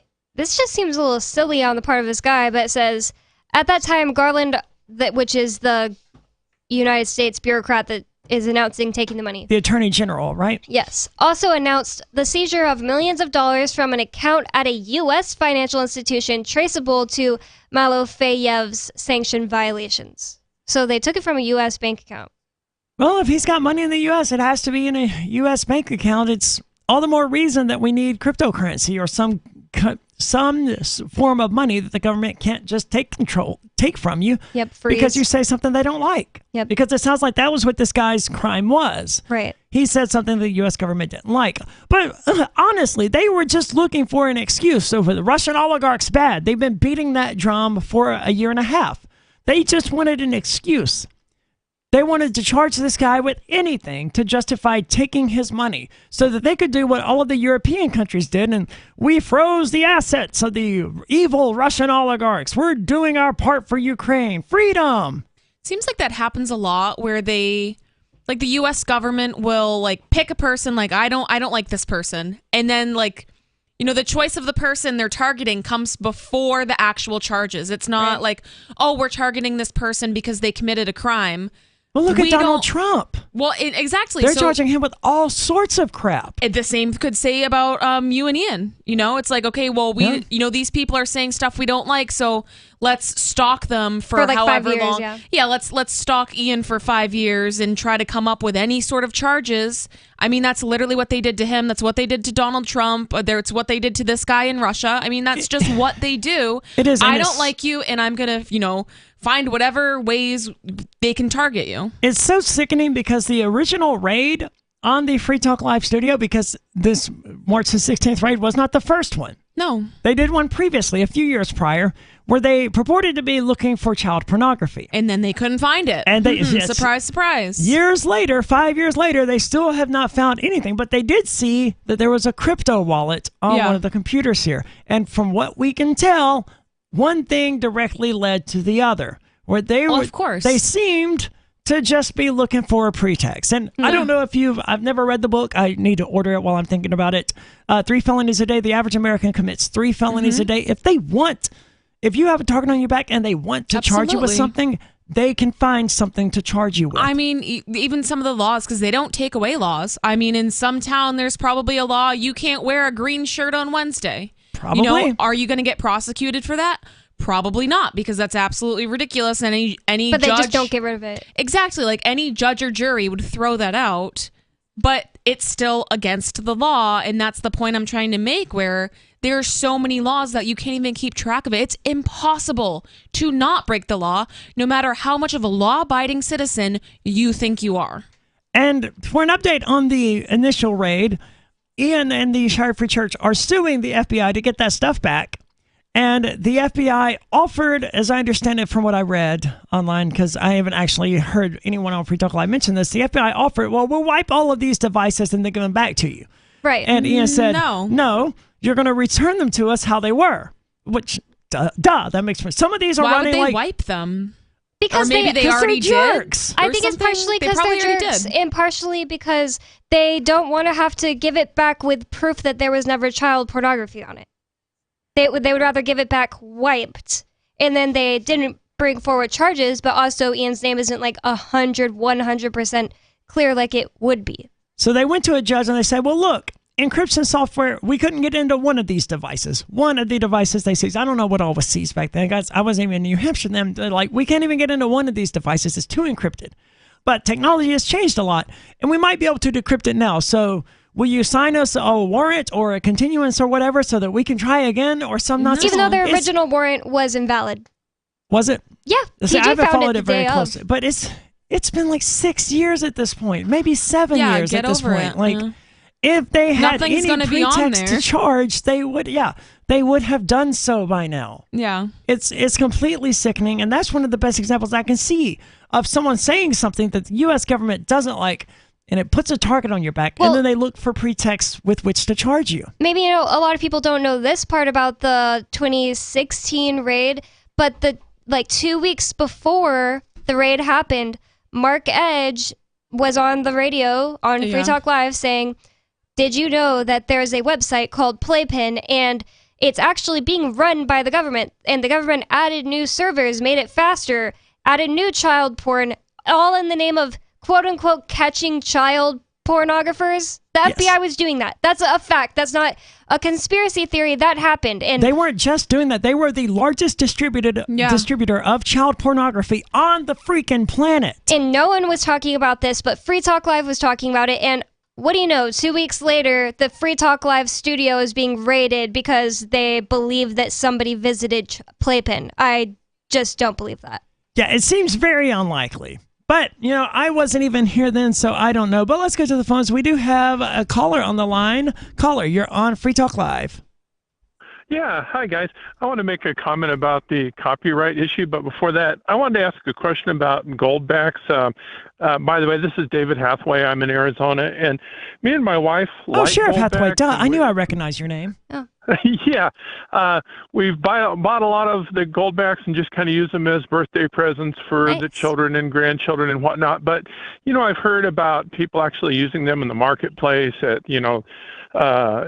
different places, different swap meets and whatnot. And I wondered, just on the valuation, if you're looking at a dollar value, do they use the gold content or the cost with the premium? Because the cheapest I've been able to find them is at about a 60% premium. I think they say the average for the one goldback denomination is $4.11, but the gold in it is worth $2. It's 1/1000th of an ounce. And I just wondered, when you spend them, does the merchant value them at the 1/1000th of an ounce, which is about $20 if gold is $2,000? Or right, they go for about $4 each here on the actual street in New Hampshire. If you're trying to buy something, each one goes for about $4. Yeah.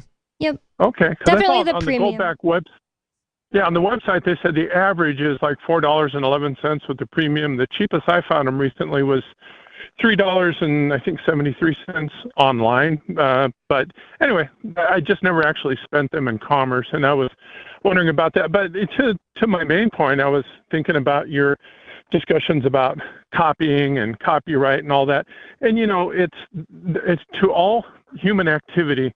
The way you learn anything, if you're a baby or if you're a grown-up, is through copying and mimicry. That's the way you learn to speak, the way you learn to play the piano, the way you learn to be a carpenter, the way you learn to draw. Everything is copying. You hear a song and you learn how to sing the song. You learn to play the piano by mimicry. You learn how to draw a picture by. I hate that we're losing you there, Sheriff Hathaway, but you are breaking out a lot. But you make a really good point. I mean, as a musician, I can also attest to that. The way that I learned to play the guitar, the way I learned to write and play rock music was by learning to play rock songs. And then expanding on that, and learning a wide variety of rock songs. And I'm doing the same thing with the bass guitar right now. The reason I'm improving as a bass guitar player and writing new bass stuff is that I've learned a bunch of Korn songs on guitar. That's how humanity evolves and progresses forward, is taking things that they're inspired from by someone else and building on it and learning from them. We're out of time tonight. Check us out online in the meantime at freetalklive.com. Free Talk Live is brought to you by Dash Digital Cash. Dash is the cryptocurrency designed to be used for spending. In addition to being one of the world's first cryptocurrencies, Dash was the first crypto project to have a decentralized autonomous organization that to this day continues to improve and promote Dash. Every month, 10% of the mining rewards go into a treasury. Anyone with one Dash to spend can put forward a proposal to the Dash masternodes to vote on. The masternodes vet the proposals and decide which ones move forward and are funded by the Treasury. In fact,